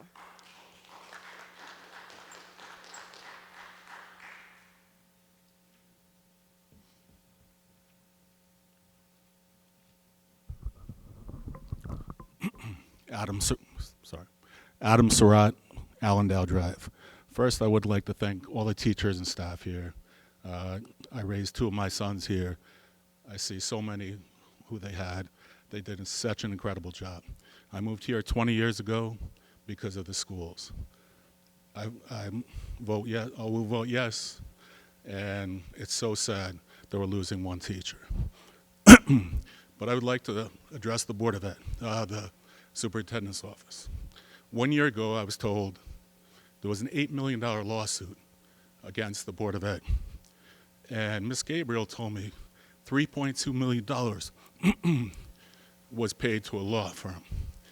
And I would like to know where all the money for the law firms and the settlements come from. I wonder if Mr. Stark or Christian could answer where all the money for the lawyers and the lawsuits come from. Is it from insurance? Is it from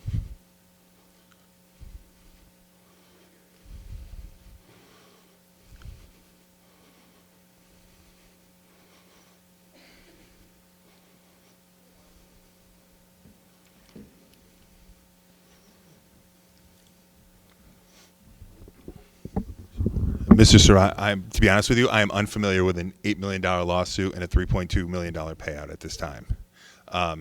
But in order to pay for our legal fees, they come from our operating budget. So we have a line item for legal in the operating budget.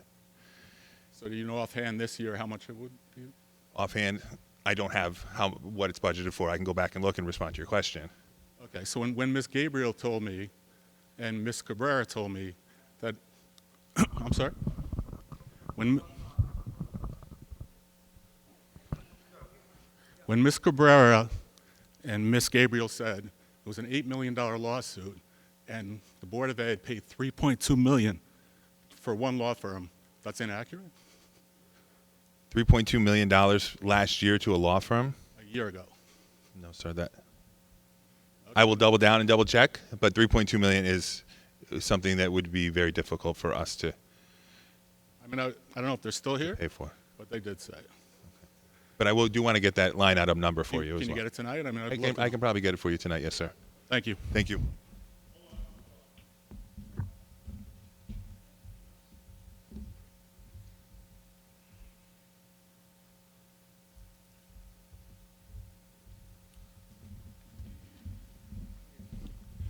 What's in the budget this year for 26, 27, or for 25, 26 is $202,000 is what's budgeted for legal fees. What about for settlements? We don't budget anything for settlements. That's just our one line. Covered by insurance? Well, we don't have any settlements that we're scheduled to pay out currently. Sometimes they are covered by insurance. Sometimes they aren't in past years, but so if they we don't haven't have anything. been, then they pay out of the budget? Yes. Yes.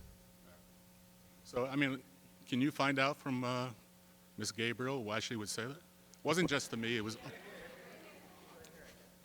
Perfect. So yes, I will. You could speak, but after you're finished. You're good?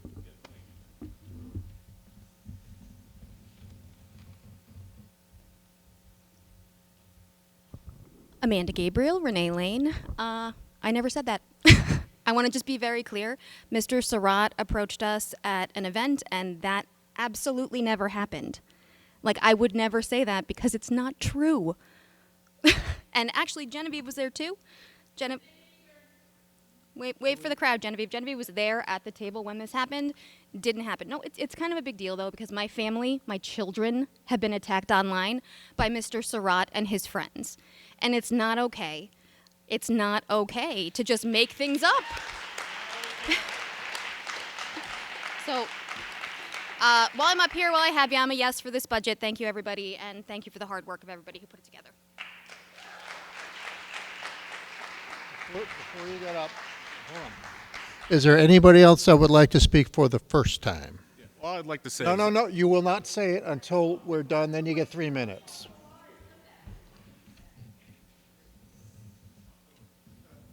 Rodriguez, and I'd like to yield my time to Mr. Surratt. No. You could come back when everybody's finished.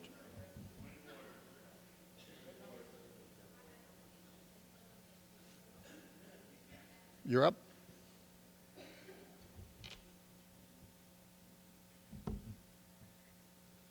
Jerry Wisniewski, 63 Spring Road. You know what the hell with this thing? Let's do this. You know what the big question is here with the whole thing? What are we doing right and what are we doing wrong? And I don't care what side you're on, all right? Mrs. Logan, I've known her a long time, a special ed teacher. When they have to buy things out of their own pocket because they don't have enough, and that's all teachers, I know they all do it, they have to buy things sometimes out of their own pocket for kids. When we have surplus at the end of the year from Board of Ed, what are we doing right? What are we doing wrong? Teachers shouldn't be buying out of their own pockets. Every year it's the same load of crap with the budget. All right? It's up, down, up, down, up, down. Maybe we got to chop some salaries down a little bit. Whatever. But what are we doing right and what are we doing wrong across the board? The whole thing. From taxes to this, what are we doing right? What are we doing wrong?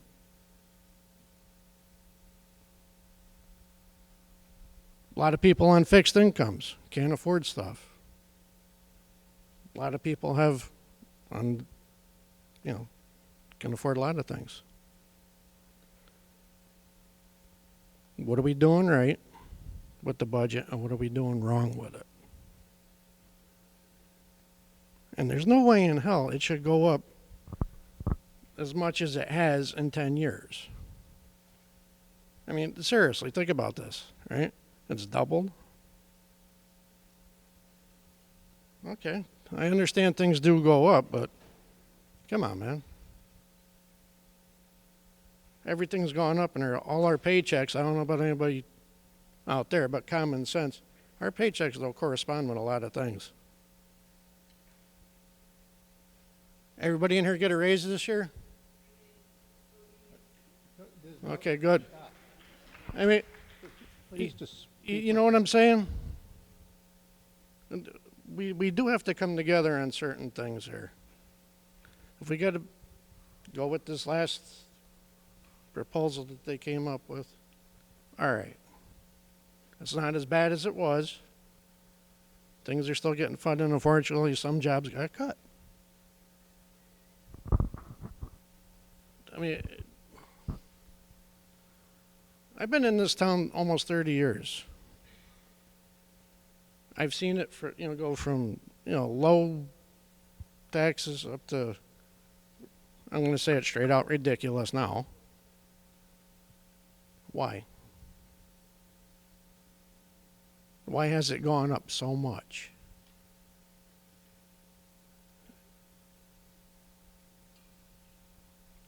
Anybody answer that? Anybody want to answer that?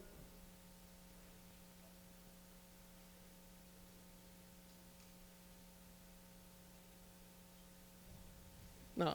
I know Mike Frieda. All right. He's a good guy. And, you know, this guy is stuck in a tough spot, man. You know, I was going to say something totally different with this whole thing and, you know, rip all you guys a new tushy, but I just decided not to because I'm just going to tell you common sense. We're all stuck in a hard place. A lot of our paychecks suck. Right? Everything went up. Who's getting the short end of the stick? Everybody. Not just one. Everybody. Why is that?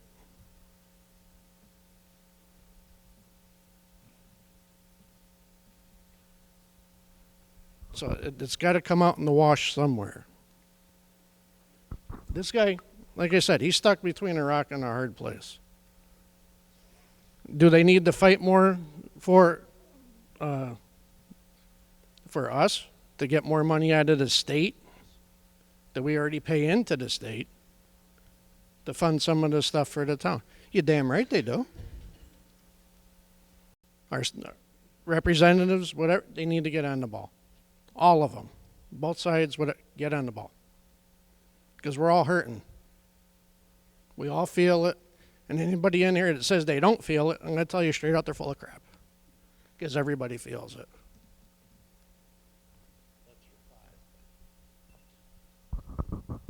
Okay, Mike. So the question is, why has the budget gone up so much? So if we go back to 2017, and let's say it was at 94 million, and we're proposing, let's say it's just around the numbers here, 145 million, let's say, okay, 144. So over 10 years, that's $50 million. That's $5 million a year. So when you look at things like requests for increases by department, when you look at contractual obligations, the employees get raises, let's say, at an average of 2.5%. Well, the organic growth of the government at $5 million a year, I'm just giving rough numbers now, that when we look at some of the requested increases that I summarized earlier tonight, that was 13.7 million. So we have an obligation to try to get it down as far as we can. But we also have an obligation to support the schools, to support the requests for infrastructure, firefighters, and whatever it may be. So as the town has grown, so the requests for services have grown, and then, of course, the organic growth of the government has increased. You know, I happen to have been able to work with Republicans and Democrats both at the state Senate here in town and also the state representatives. So, you know, this shouldn't be a political discussion, because when you look at our current representation of Dave Yaccarino and Paul Ciccarella, I talk to these guys every day. They propose bills that increase funding for ECS and other issues, and they always get shot down. So they are trying. And even when Steve Fontana was the state rep back then as a Democrat, he always tried. But when there's sometimes majorities in these legislative bodies, no matter what is proposed, they get shot down. So we got to stop blaming people and see what the fundamental issues are that we can affect change. We just talked about the Pequot, okay? Well, that was a bipartisan thing. We ended up with more Pequot money. But coming back to this issue, over 10 years, on an average of $5 million a year, that gets gobbled up very quickly. And what are you going to do? What are we going to do? As he said, I'm in a tough position, but I like being under the spotlight. I'm battle tested in 2 careers, as a corporate CEO and this career as a municipal CEO. I don't shy away from things. I address things. So nothing can be thrown to me that's going to be a curveball. But I'm finding I have to defend some issues here to eliminate the false information that's out there. I work with everybody, Republicans and Democrats. In fact, one of the U.S. senators who's a Democrat said, Mike, we wish we had more people like you in Washington because of the way you work across the aisle. So it's never about a political discussion with me. But coming back to the fundamental question that this fine gentleman just asked, over 10 years, $50 million, $5 million a year for both the town and the Board of Ed. As you heard from many of the teachers tonight and others, that's not enough sometimes. So that is what happens. We can never run this government at $94 million because costs go up. And that is the basic answer to this. And if we didn't add any money, then I can guarantee you that there'd be a tremendous reduction of services. It's not just North Haven, folks. Look around. Referendums have failed. People are going back to the budget process. And what that means is that we're no different. We had to retool this budget. It's not a Republican or Democratic issue here. It never is with me. And from this point forward, I'm going to continue to recreate that narrative here because I know firsthand I have a reputation across the state of working across the aisle. When Governor Lamont addressed 250 people at the AquaTurf, me being the president of all the cities and towns, he said, when I need to ask something about a municipal government, Mike Fried is the first guy that I call. And we're on opposite sides of the aisle. So that's the answer to the question. There's an organic cost to the government that grows every year because of the need for specialized education, special ed, more resources. I just talked about earlier how I summarized all the infrastructure upgrades that we've done here in 15 years. Where does the money come from? It comes from an increased budget and unfortunately sometimes in tax increases.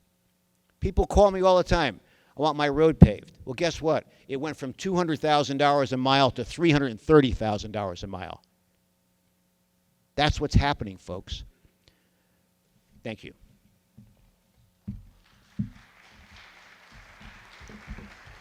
Is there anybody else who would like to speak for the first time? Go ahead.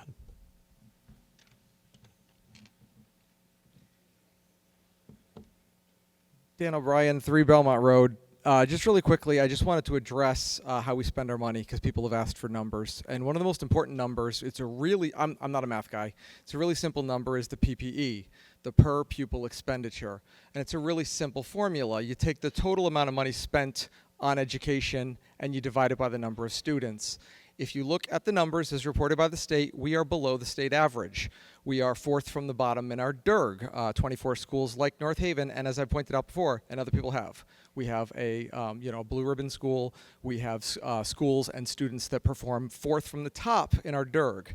It's extraordinarily important that we realize that we're getting incredible bang for our buck already, and that was before this budget, which guts. It's been a tough couple of weeks because some of the people that we're throwing about as numbers are colleagues, coworkers, friends of mine, people that I helped kind of, along in their careers. And yeah, that's all I'm going to say.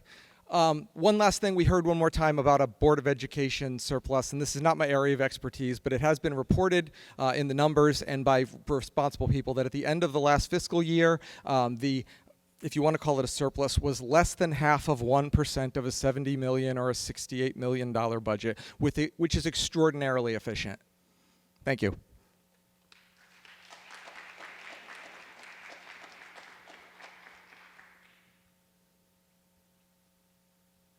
Hi, Jenny Graves, 22 George Street. I'm a teacher in New Haven. I'm also vice president of New Haven Federation of Teachers. I just wanted to rise in solidarity tonight with my union siblings in NHEA. I really value the work that you do. We all value the work that you do. And I'm sorry that we are here fighting for scraps for you and your students and your schools. These 28 positions will impact teaching and learning in this district. It will make jobs harder for our educators. It will impact educator retention and well-being. I come from a district where they chip away at our schools year after year after year. We have 19 librarians for 39 schools. We have classrooms of 26 kindergartners. We do not want our children to grow up in school districts like this. Every year we are fighting with legislation during the session for ECS formula foundation aid to increase. We know it hasn't increased since 2013. We have a lot of work to do. We have 18 billionaires who don't pay their fair share. But we have a responsibility here in town to protect the work that our teachers do, to protect the education that our students receive. And I'm just really sorry that we are here fighting for a yes vote to fight for scraps when you guys deserve so much more. Thank you.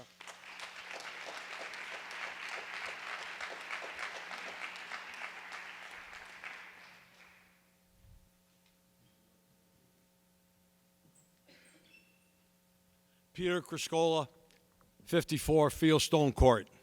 First of all, let me say I do not like this new budget. It's horrible. The last one wasn't even that great. But please, please, go out and vote yes. We talked about bipartisan just now. I'm the former Democratic town chair. I've been a Democrat my whole life. I cross-endorse Mike Fried all the time. He's number one. He keeps us on track, okay? People don't like it. I say he does. We have a tremendous Board of Ed. Last month, I believe I was up here and I said that the small seems like a major tax increase, which it really wasn't, okay? Don't have a Starbucks one week or don't have a Big Mac, a meal. Somebody wrote that in the newspaper, said, I was just thinking somebody said that. That was me that said it. I'm not ashamed to say it. Don't have to think about it. It was me. Trust me. So now we reduced, major reduction, we think, okay? We lost 28 teachers. We lost the police, 2 police cruisers. We lost Public Works. We have 2 firefighters now and a police officer that are going to start midterm. And what do we save? Another $15, $20 a month. So stop another McDonald's, don't eat. What can I say? Now you're going to have, every other week you could have a McDonald's or a Starbucks.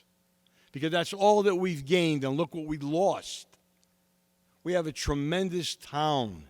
Right now, we're talking about putting on 2 firefighters. Yes, my number one passion is the fire department. Everyone that knows me knows that, and I'm not ashamed to say it, okay? We are so down in the fire department. Right now, we should have a minimum, right now, today, 14 firefighters per shift. We have 10 and 11. We go back and forth, even with our 3 new recruits who just came out of the academy. And they graduated top of the class, by the way. Okay, we have nothing but the best in this town. We are that far behind.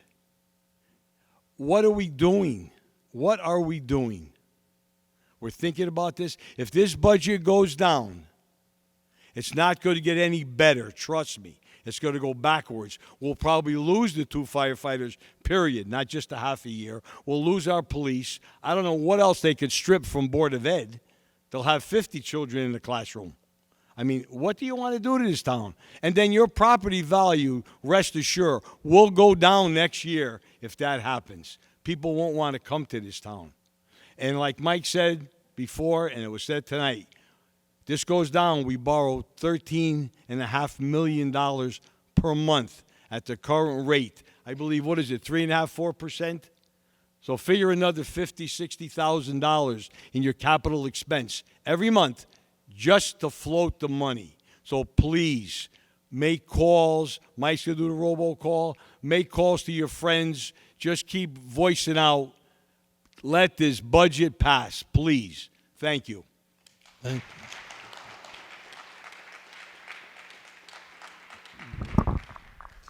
Jackie Giordano, Beverly Drive. I'm reluctantly voting for the budget only because I'm afraid what will happen if it is voted down again, especially to education. We are losing extremely talented teachers whose shoes will not be filled. We're losing one of the best teachers my son has ever had due to budget cuts this year. I'm afraid that being in a town that feels like it doesn't support its education will cause some of the other very talented teachers to leave this district, and we can't have that. I don't want them to leave. They are incredible human beings. They are my kids' teachers and my colleagues. They are able to do incredible things, not just improving test scores, which is great, okay? Teaching kids how to read, the skills you need in order to be successful in real life. But they are also helping students become successful, empathetic, responsible human beings in society. I taught a class with 27 high school students last year. I can't imagine doing that at the elementary level. This budget has to pass.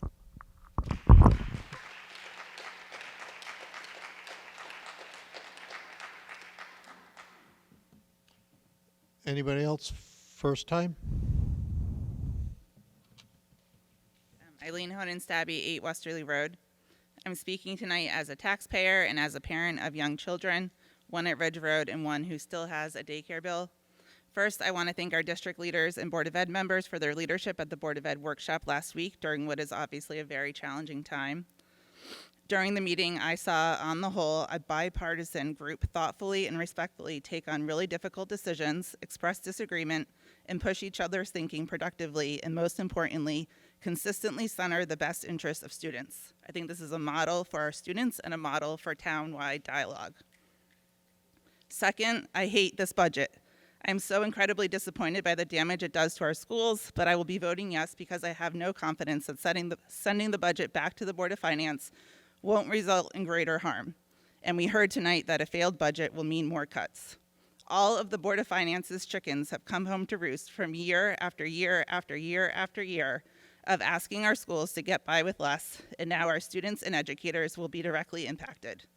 With this budget, I'll still be paying more in taxes this year for my kids and all of our kids to have fewer opportunities, to be in larger classes, and to have less access to the adults and resources they need to learn. What's happening here is completely predictable and is playing out in towns across the state. You can check the Facebook comments on any town's budget posts and find comments that are interchangeable with those that have been plastered all over the North Haven forums the past few weeks. People calling for cutting the fat from schools, losing their minds over administrator salaries that pale in comparison to any for-profit salary with the same scope, and calling for audits of all the unrestrained spending that schools do. They're filled with attempts at pitting fixed income seniors against working families when everyone is trying to just get by in today's economy and within the systems and structures that protect Connecticut's wealthiest, while the rest of us, as Jenny said, fight over scraps. This rhetoric is enraging on its own, but within the context of North Haven, it flies in the face of any logic. Our per pupil spending is near the bottom of our district reference group, and our performance is near the top. Teachers and leaders are working at max capacity to make magic happen for student learning. Our schools have no capital budget, and our schools have no rainy day funds. Our PTAs work their butts off to raise money from parents for things like basic office chairs for the school secretary and books for the school library, and to rally parents to send in boxes of tissues for Teacher Appreciation Week. Our town leadership and the Board of Finance knows all of this, and yet budget requests from our schools are repeatedly labeled as outrageous, and schools are forced to dig deep and make cuts that will be felt for years to come, while the town-side cuts are barely even mentioned at a whisper. This doesn't square with a town that is taking long-term sustainability seriously. It doesn't square with a town that prides itself on being a great place to raise a family or retire comfortably, because divesting from schools puts both of those things at risk. Voting yes for this budget demands accountability in the form of a real plan to move North Haven forward. Gutting school funding isn't compromise. Compromise is looking at the whole picture, accepting the reality and complexity of our finances, and taking steps to ensure we're not back here again next year. I'm voting yes next week so we can start holding ourselves accountable to that form of compromise now, instead of waiting while our students, our educators, and our community bear the cost. Thank you.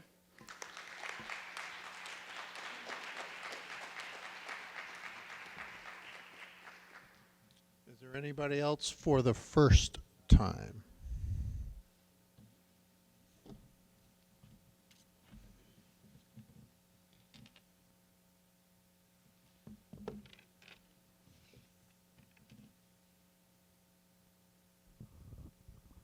Dorothy Logan, 2065 Hartford Turnpike. As a senior citizen, I understand why people or other seniors are saying that they can't afford an increase in taxes. With reevaluation last year and the cost of food and gas. And I understand that. Fortunately, I was very privileged to teach in this town for 25 years. And as a retired educator, I am so disheartened with the cuts that are taking place in the education side. You're losing bright young teachers who are going, and they won't be coming back to North Haven. We're losing teachers through retirement, so you're losing people with experience and great wisdom. I certainly believe in supporting this budget for the simple reason that 2 generations of Logans have gone through this school system. The first generation in the 50s and the 60s, and I know people sacrificed to send those students through the school system. The second generation, which are my children, have gone through the system, and people sacrificed to all the students during the 1980s and 1990s, and I feel it's my obligation. I want to pay, not that I want to pay greater taxes, but I'm willing, because I believe in the education system, and I wanted to continue to grow and thrive and survive. Thank you.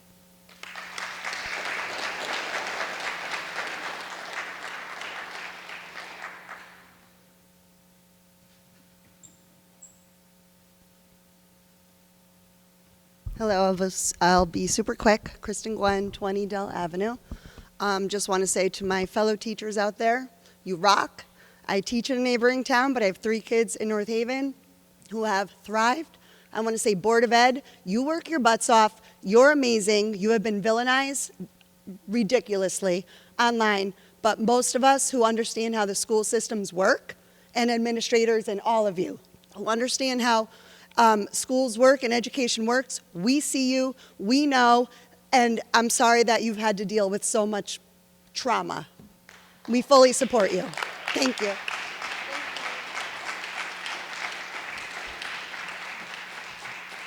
Is there anybody else?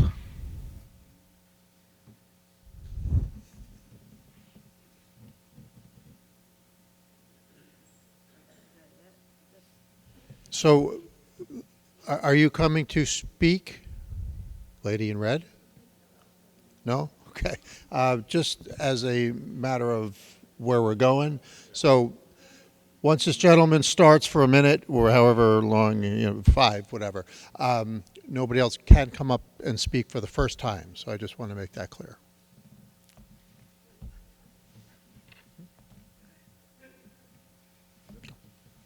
First, I would like to thank Mr. Stark and Christian for answering my questions. I appreciate it. I would like to thank Christian and Mr. Stark for answering. And if I was misinformed, I know what I heard, but we'll just stop there. But what I'd like to address is I don't have any social media whatsoever. So for Amanda to say that I myself and my friends have attacked her and her family is absolutely untrue. I've never once written about her, and I think she owes me an apology, and let her show me where I've once attacked her or her family. Thank you.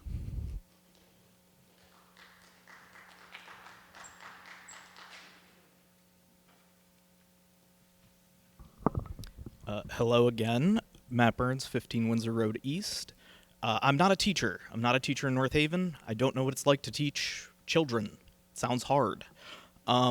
But I do know a teacher in North Haven, and I promised if you write something, I'll read it.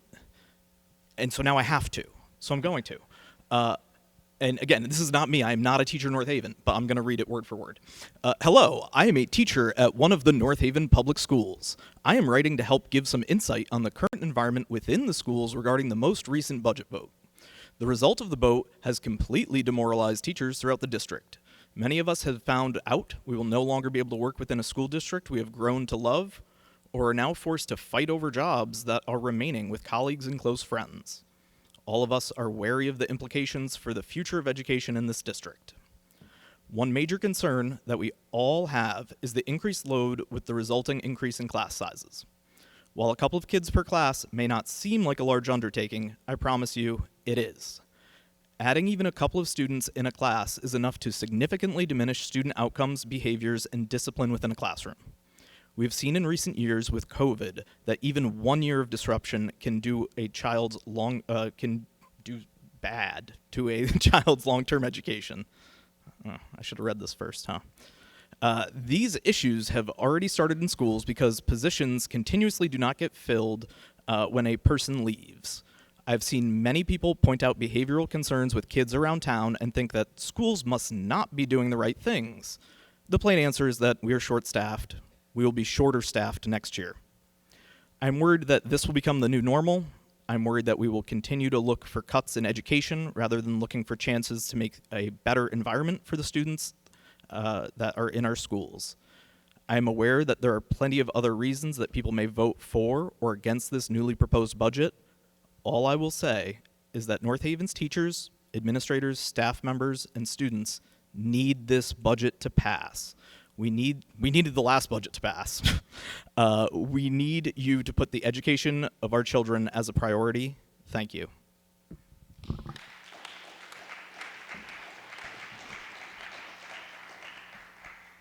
I want to thank everybody who had come up here to voice their opinions, and if nobody else is needing to speak, I will close the meeting.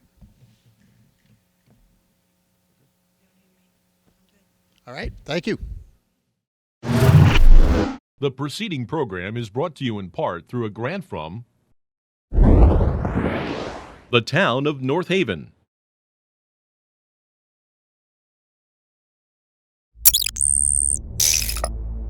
Watch town meetings or other videos on demand at nhtv.com.